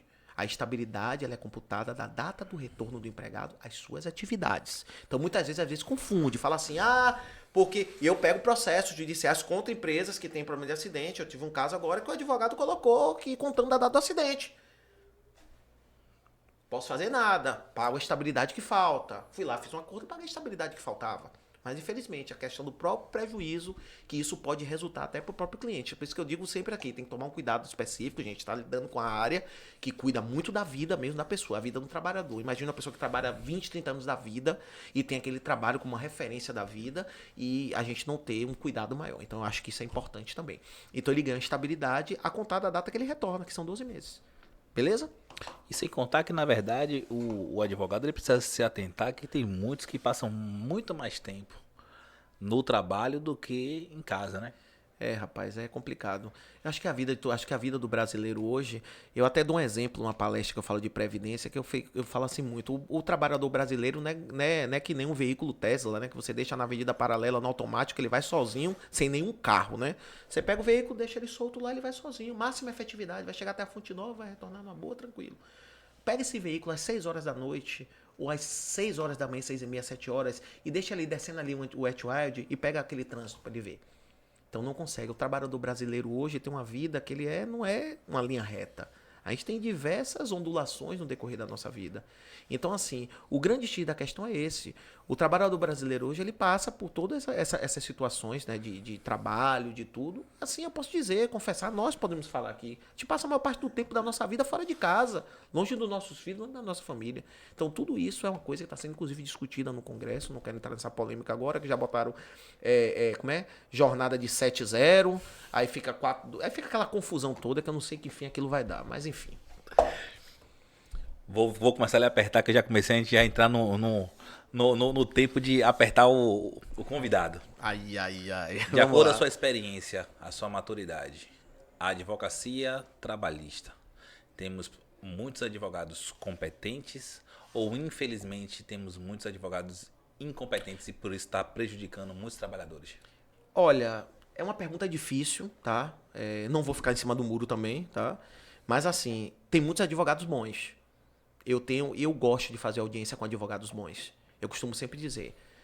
Eu acho que isso é um quadro geral, né? De toda e qualquer profissão, não é verdade? Nós temos advogados bons, nós temos advogados que às vezes não militam na própria área, advogados que não se capacitam, que param no tempo, às vezes nem iniciam, e podem trazer prejuízos aos clientes. Eu, graças a Deus, tenho uma honra de bater no peito, dizer a você assim, Clóvis, com todo respeito, todos os meus clientes, tudo que eu faço por eles, eu faço da melhor forma possível. Porque eu tomo aquela situação para mim, tanto empresa como reclamante, o que seja, qualquer cliente meu que me procura no meu escritório, eu faço da melhor forma possível, certo? Eu sou bem chato, bem cri-cri com meus processos. Eu tenho um ciúme que eu falo lá dos caras, ninguém toca no meu processo, aí que eu mesmo olho. Aquela coisa, eu até brinco com os meninos lá. Mas assim, é o mercado, na verdade, né? Temos profissionais muito bons. Eu gosto muito de fazer audiência. Quando eu vejo assim, por exemplo, assim, eu nunca mais tive uma oportunidade de fazer uma audiência com o Gel, com o Diego, uma coisa. São audiências boas, são audiências bacanas, né? Que a gente vai ali realmente buscar. Isso é muito bem importante. Eu gosto, sim. 2 perguntas. A primeira, a mudança do local da Justiça do Trabalho. É pra falar com emoção, é? Pode falar. Cara, é o seguinte, ó. Eu acho que muitos que estão assistindo aqui, muitos amigos, colegas, né? Eu tenho uma história no seu trabalho de Salvador, né? Uma história de início de vida, de carreira. Eu fico até emocionado porque eu fiz uma postagem no meu Instagram. Pedi assim, gente, quem tiver aí, tira uma foto, manda pra mim e tal, porque hoje eu não vou, tal, aquela coisa. E o último dia é hoje, né? Aí um amigo meu, o doutor Fernando, né? Ótimo profissional, Fernando Oliveira também, mandou pra mim. Disse, Selmo, tá aí, eu disse, vou usar essa postar, vou ter que postar. Postei, muita gente copiou depois a foto, aquela coisa toda normal. Mas assim, eu tenho uma história muito bacana do comércio, né? Aquela história, gente, do congestionamento de 6h30, de 7 horas, ouvindo rádio, 3 pontos de engarrafamento, vai pra lá Luiz Eduardo, segue direto, aquela coisa toda que eu venho da paralela, né? E assim, eu acredito que a mudança, ela foi positiva. Vou falar pelo lado estrutural, né? O comércio em si, ele tem uma história de vida. Acho que para muitos advogados aqui a gente vai sentir falta do comércio, do cafezinho, aquelas coisas das conversas, né? Mas eu acredito que toda mudança é válida. A gente tem todo um contexto de que tudo está sendo muito centralizado aqui para paralela, né? Eu acho que fica melhor. Acredito que a estrutura, pelo que eu já vi das instalações, não tive acesso hoje, não fui para a inauguração, né? Mas na quinta-feira estarei lá. Aí eu vou verificar direitinho, mas pelo que eu já vi, o que os meus colegas falaram nos grupos, essa coisa de centralizar vai ser bem interessante. Até o TRT vem pra cá também, então vai ser uma coisa bem bacana. Eu acho que vai ficar bem interessante. Gostei. O que eu vou lhe perguntar agora é uma brincadeira, mas espero que não continue. Trabalhar como advogado trabalhista é descodificar como o pregoeiro fala, chamando pra audiência. Rapaz. Como é que você consegue entender? Vamos começar mais. Audiência das 8 horas e 40 minutos. Não, aí tá limpo. Aquela caixa de som é uma bênção, pô. Você só consegue entender quando chama o nome da pessoa, porque a depender do contexto... Não, cara, sincero, honestamente pra você, eu fico com o meu celularzinho aqui conectado no JTE, quando é na audiência eu já fico ligado, né? Que eu não vou dar mole também, né? Então, assim, eu já deixo conectado, fico no aplicativo. Rapaz, a Justiça do Trabalho, ela tem uma dinâmica um pouco diferente, na verdade, né? É a conversa, é o barulho, aquela coisa. É isso que você quer falar, né? Pronto, eu ia perguntar isso. Nada contra, respeito muito, sabe? Mas, tipo assim, parece refeitório, pô. Chega um horário ali que aquilo... Não, rapaz, vamos lembrar das juntas de conciliação prévia, né? Vamos lembrar do que é um sindicalismo, vamos lembrar do que é o... Cara, sincero, honestamente, eu adoro aquilo ali, bicho. Não, e detalhe, tipo assim, o advogado ele precisa ficar atento a tudo. Uma audiência criminal, ficar todo mundo sentadinho, eu falo assim, não é possível. Ele vai conversar, ele vai conversar com o cliente dele, ele vai conversar com as testemunhas do processo, ele precisa ficar ouvindo o chamado. E aí, nesse contexto aqui, diversos advogados e diversas empresas estão ali fazendo a mesma coisa, então acaba, na verdade, o barulho ficando alto. Como é que você consegue ter essa dinâmica de tudo ao mesmo tempo? Você já ouviu falar que trabalho você acostuma? Você não acostuma quando tá trabalhando? Então eu já tô acostumado, cara. Eu consigo escutar tudo numa boa, não sinto dificuldade. Nunca não acontece eu entrar atrasado, nada. Eu fico super atento, converso com o cliente, converso com testemunha normal, tranquilo. Não vejo problema, eu tô acostumado já. Eu acho que agora eu não posso dizer ainda, vou até perguntar aos colegas, né, que estiveram lá hoje, mas eu acho que isso é uma mudança também, acredito que o que você está falando também, a questão do próprio barulho, mas eu fico atento, eu fico bem posicionado ali já, próximo, olhando, de vez em quando eu vou lá, porque assim, a advocacia trabalhista é uma coisa diferente, que é a coisa de você do entrar e sair na sala, né? Então, assim, é uma coisa tão automática, que às vezes está demorando muito minha audiência, eu paro, olho assim, e digo, não, peraí, deixa eu ver um negócio aqui, o que está acontecendo. Aí entro lá na sala, fico lá um pouquinho assistindo a audiência, tá, e vejo, não, a audiência tá horário mesmo, aí saio, retorno, volto. Eu fico meio agoniado, eu gosto de ficar, às vezes, assistindo, às vezes tem uma audiência boa. Foi assim, cara, que eu aprendi a fazer direito desportivo. Eu tinha umas ações contra o Bahia, contra o Vitória, quando eu tava na pauta esperando que aparecesse, peraí, vou assistir aqui. Aí comecei a assistir um pouco das audiências, comecei a gostar, comecei a pegar o número do processo, dava uma consultada, lia como é que funcionava, e foi aí que eu consegui também essa parte de direito desportivo. A curiosidade, né? Caraca. Vamos lá. As conciliações. Como é que você realmente entende algumas situações do seu dia a dia? A sua experiência. Tá. Porque assim, ó, onde eu quero chegar? Tem algumas situações que a gente começa a perceber que realmente as empresas falham e que é algo que não voltam mais. Entendi.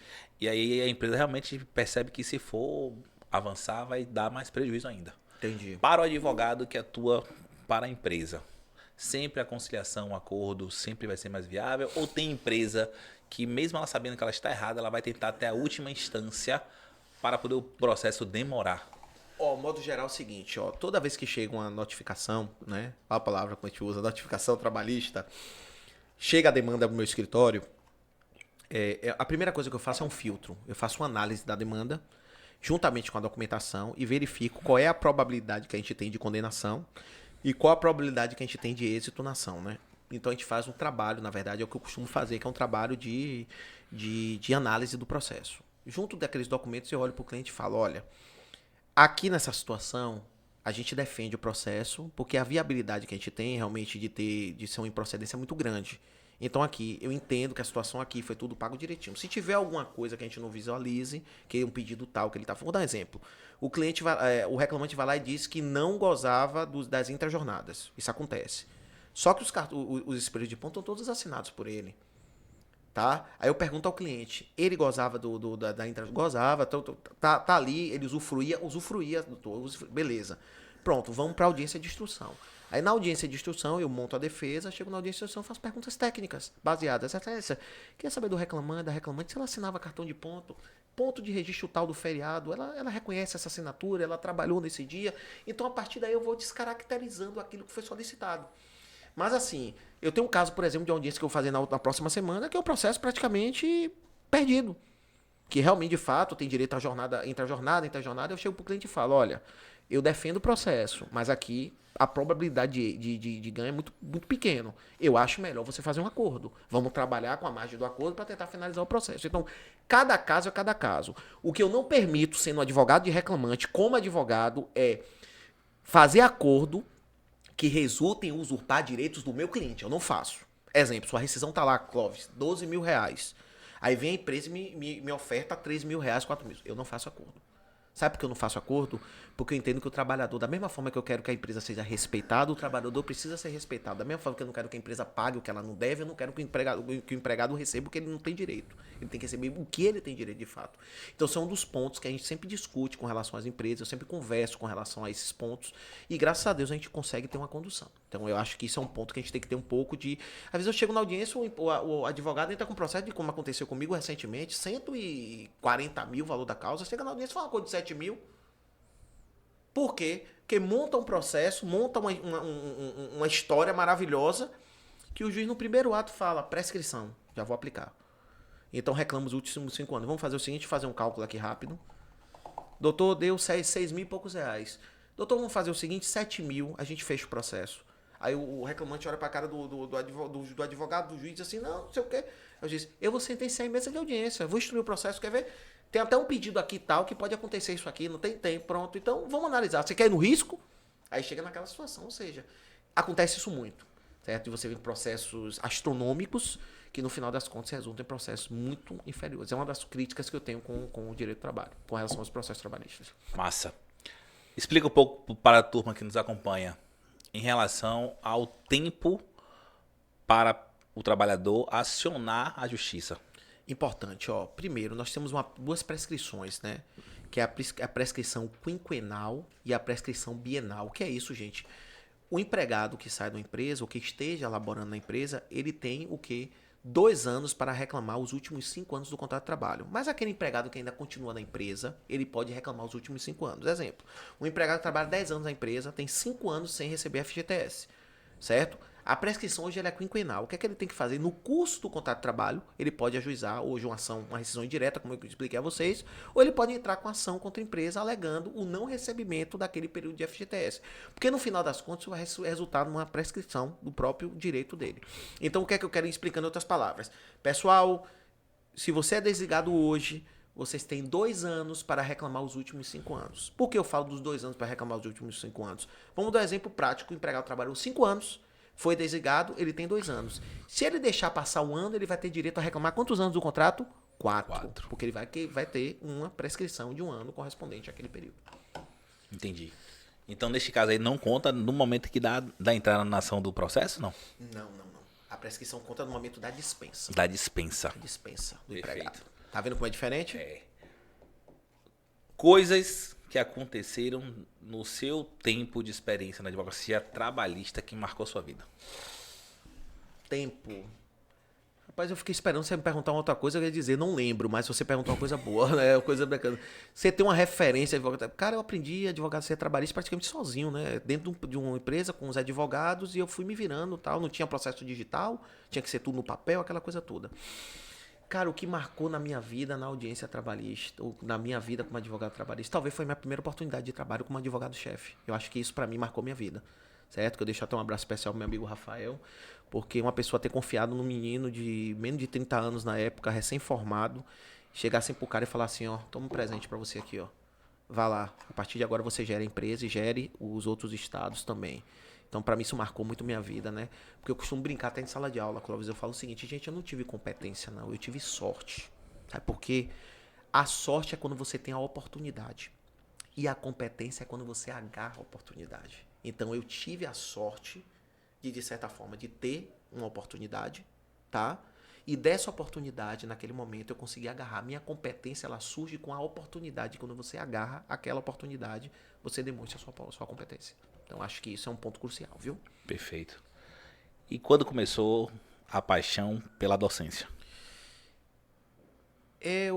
Meu pai deve estar até assistindo o podcast também, que eu até mandei o link para ele, não sei. Mas, assim, eu não queria ser professor. Eu até vou relembrar. A minha primeira turma foi na faculdade lá de Lauro de Freitas. Pode falar, Unibaía, né? Em 2012, 1º de agosto de 2012 ou 2011, não me recordo, né? Um tempinho já que passa. 2011, E aí surge a oportunidade de uma turma para eu dar aula no curso de Administração e Ciências Contábeis, né?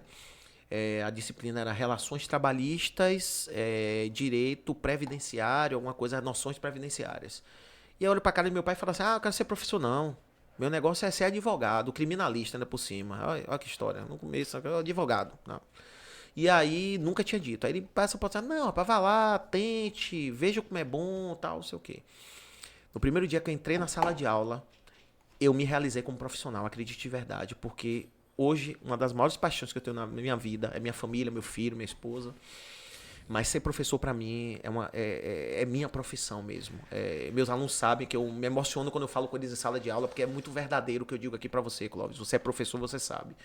Construir vidas, não existe pagamento nenhum no mundo que você tá numa fila de um shopping, numa fila de supermercado, como aconteceu comigo semana passada, e uma aluna, não sei quantos anos, foi sua aluna, mais de 10 anos, bate no seu ombro e fala assim, professor, eu lembro até hoje das suas aulas e agradeço profundamente por tudo que eu aprendi, porque hoje eu sou advogada.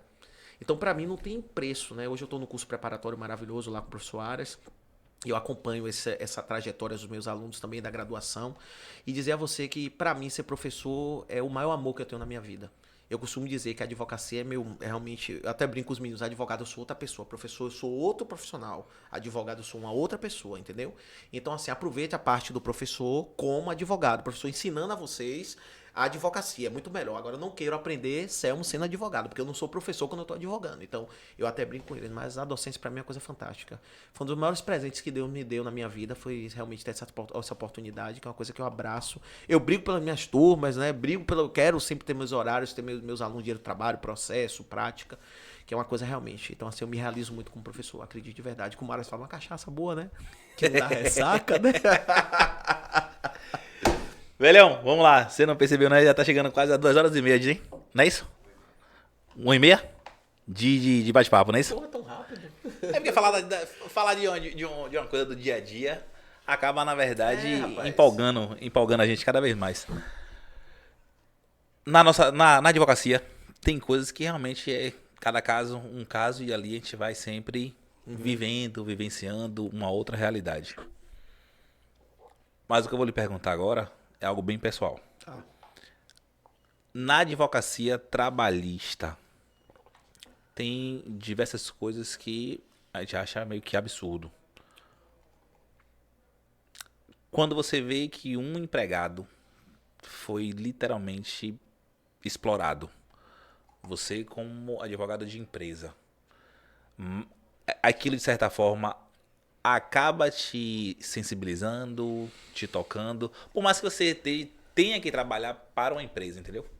Como é que você consegue se dar com essa... ponto. Vou defender meus clientes, viu? Vocês me amam, eu também amo vocês, mas a verdade é o seguinte, não tem essas coisas, a gente não tem essas tratativas, até porque eu sempre defendo o que seja leal para todo mundo. Eu não quero que seja errado, que seja errado. Então, é um dos pilares. Tem empresas que eu não continuei trabalhando porque eu não concordava com certas atitudes e realmente não tive por que continuar, ter essa continuidade.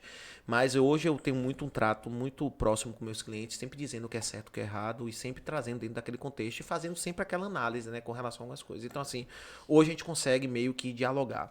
Aí você me coloca numa outra posição agora para eu falar do que eu entendo, do que eu acho. Vou explicar a você. Não é porque eu sou advogado de empresa que eu não advogo para reclamante.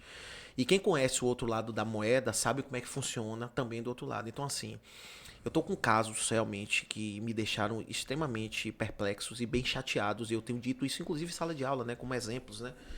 Questões de assédio moral. Eu tô com algumas demandas de assédio sexual, chegando a uma terceira ou quarta demanda que chegou para mim já dentro de uma fração de um mês e meio. Então, assim, isso me deixa extremamente chateado e extremamente aquela gana que dá no profissional de você querer fazer o melhor pelo cliente. Eu realmente fico muito chateado com algumas coisas que têm acontecido.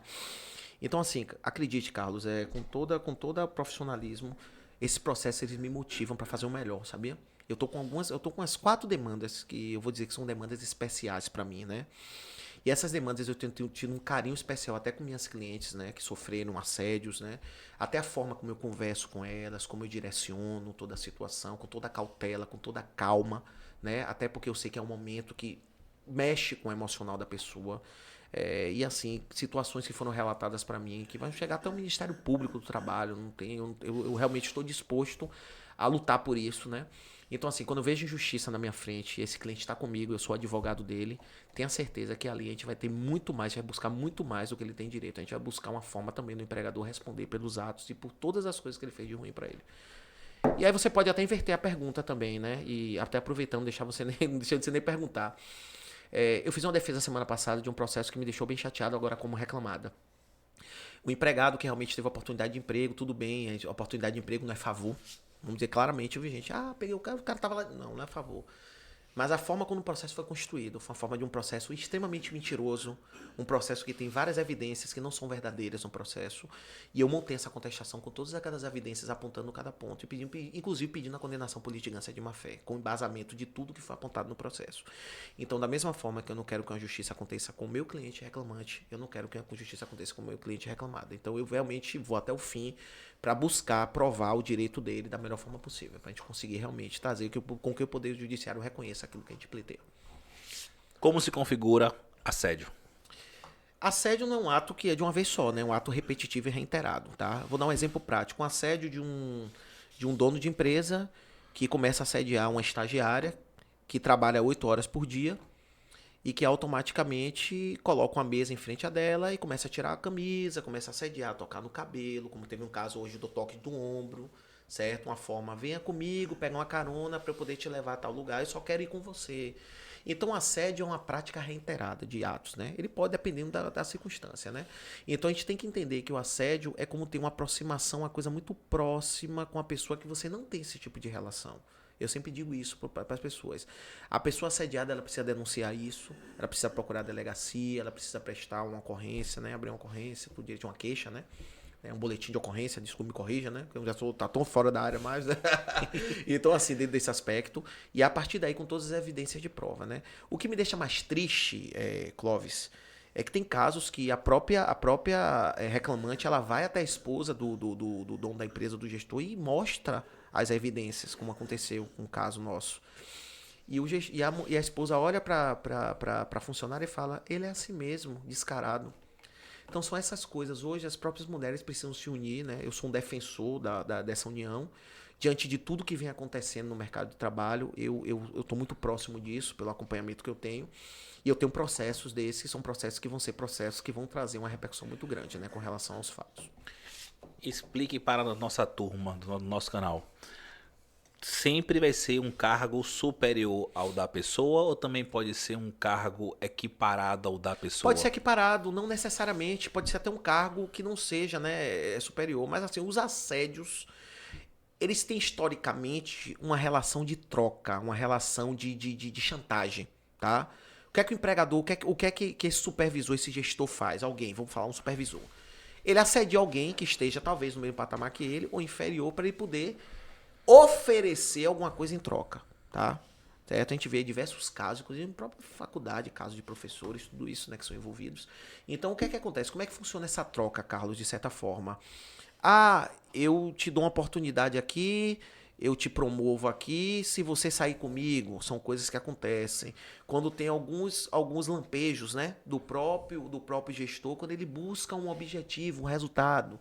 Então, naquele momento, começam a surgir realmente aqueles assédios. Eu costumo dizer que o assédio, ele não teria um grau, porque alguém pode também assediar um grau inferior, pode assediar um funcionário, alguém que esteja, não vou usar essa palavra inferior, vou dizer que esteja num patamar, numa posição, né, na empresa, num cargo que não seja o mesmo cargo daquele empregado.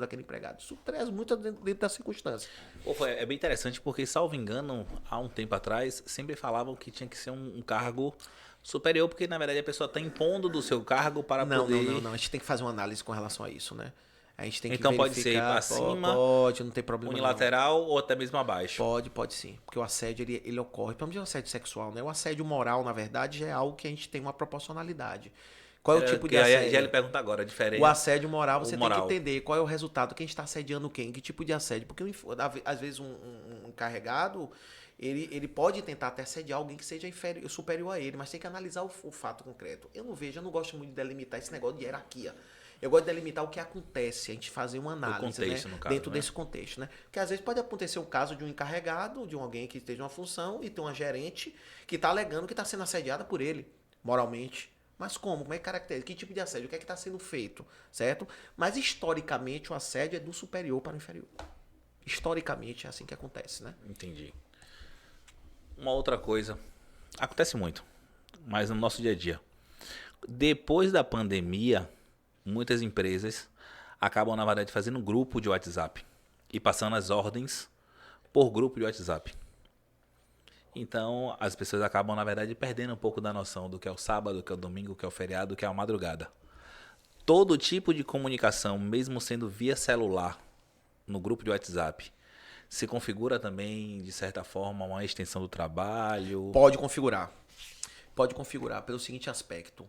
É uma coisa que os empregadores precisam ter cautela. É o que eu sempre digo. O grupo de WhatsApp constitui prova. Tá? E essas provas, na verdade, elas podem ser utilizadas contra a empresa. Então, assim, existe uma limitação. Uma cliente minha, um dia desse, falou pra mim. O meu supervisor mandou uma mensagem 2 horas da manhã pra mim. E eu não abro o grupo de WhatsApp de empresa depois das 2 horas. É uma das orientações. A extensão, a gente tem muito quando você tem um trabalho que é dito no WhatsApp e que é realizado pelo empregado fora do expediente dele. Sim. Nesse caso, ele pode configurar uma extensão. Aí compete ao reclamante, né, ao empregado, provar que aquelas mensagens têm incidido e têm relacionado a uma prorrogação da sua jornada de trabalho. Entendi. É um cuidado muito grande isso aí, porque prorroga mesmo. Coisa do dia a dia. A empresa lhe dá um celular. Tava esperando essa já.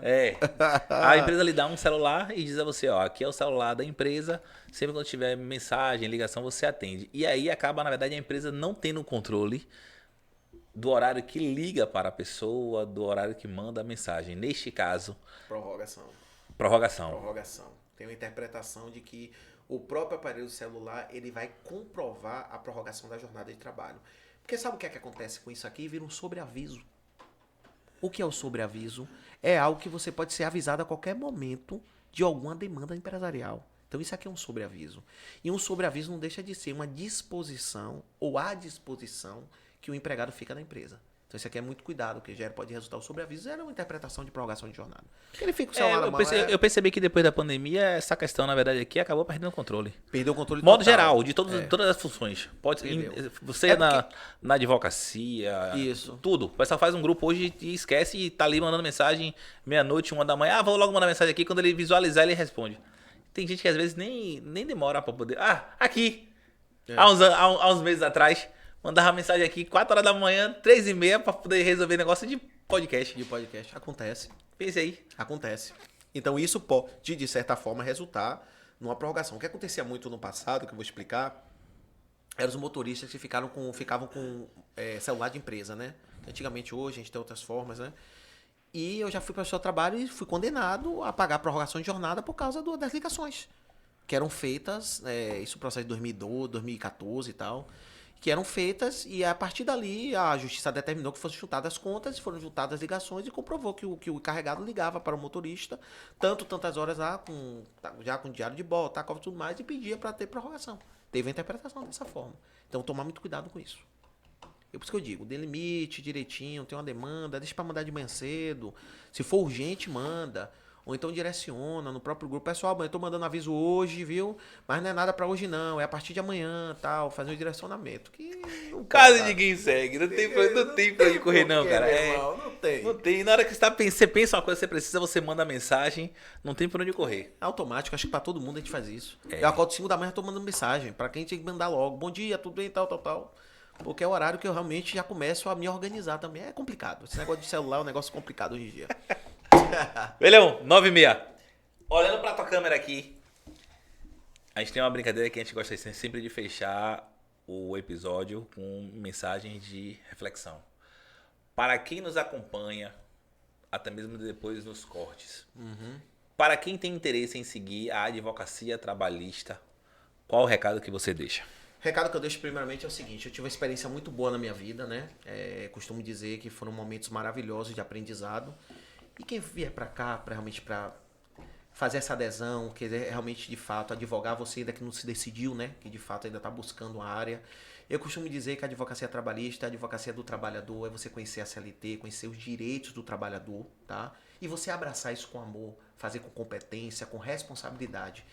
Pessoal, a gente está lidando com a vida tanto da empresa, tanto com a questão do funcionamento da empresa. Um processo trabalhista pode prejudicar a empresa, pode inclusive gerar o fechamento da empresa, tá? Bem como os direitos trabalhistas. Abraça aquilo que vocês fazem, façam de coração e tenham certeza que vocês vão amar o direito do trabalho. É uma dica que eu dou com responsabilidade, com coerência, né? Na verdade, cumprindo realmente, respectivamente, os prazos, tendo realmente esse acolhimento da área. Eu acho que isso é muito importante, né? É uma coisa que a gente percebe muito que está faltando aqui, tá? Então, assim, a mensagem que eu tenho para dizer é o seguinte: todo dia é dia de trabalho, ame o direito do trabalho porque eu também amo, tá certo? Show de bola. Meu irmão, Valeu. Obrigado. Valeu, Galera, para vocês que não acompanharam, comentem, compartilhem. Até porque o nosso bate-papo foi 100% profissional. A gente brincou, mas falou coisas do dia a dia em relação à rescisão direta, indireta, pagamento, FGTS. Ou seja, toda a atividade ligada à sua vida profissional. Porque independente da classe, independente da sua profissão, em algum momento você ou é CNPJ ou é pessoa física e está ali linkada a alguém ou alguma empresa. Então assista esse episódio, comente, compartilhe e marque o professor Selmo Júnior no Instagram, porque o Instagram dele é bombado. Show de bola. E lembrando, próxima semana vamos ter aí um taxista para poder entender como é que funciona em relação a bandeira 1, bandeira 2, em relação a como é o tempo que corre quando o carro está parado, está ligado, está funcionando, a quilometragem. Vamos falar sobre tudo em relação a isso aí, até porque vamos descobrir se para os taxistas, quem vem com o Uber foi melhor ou foi pior para eles. Então acompanhe nosso episódio e valeu, forte abraço! Valeu, pessoal. Obrigadão.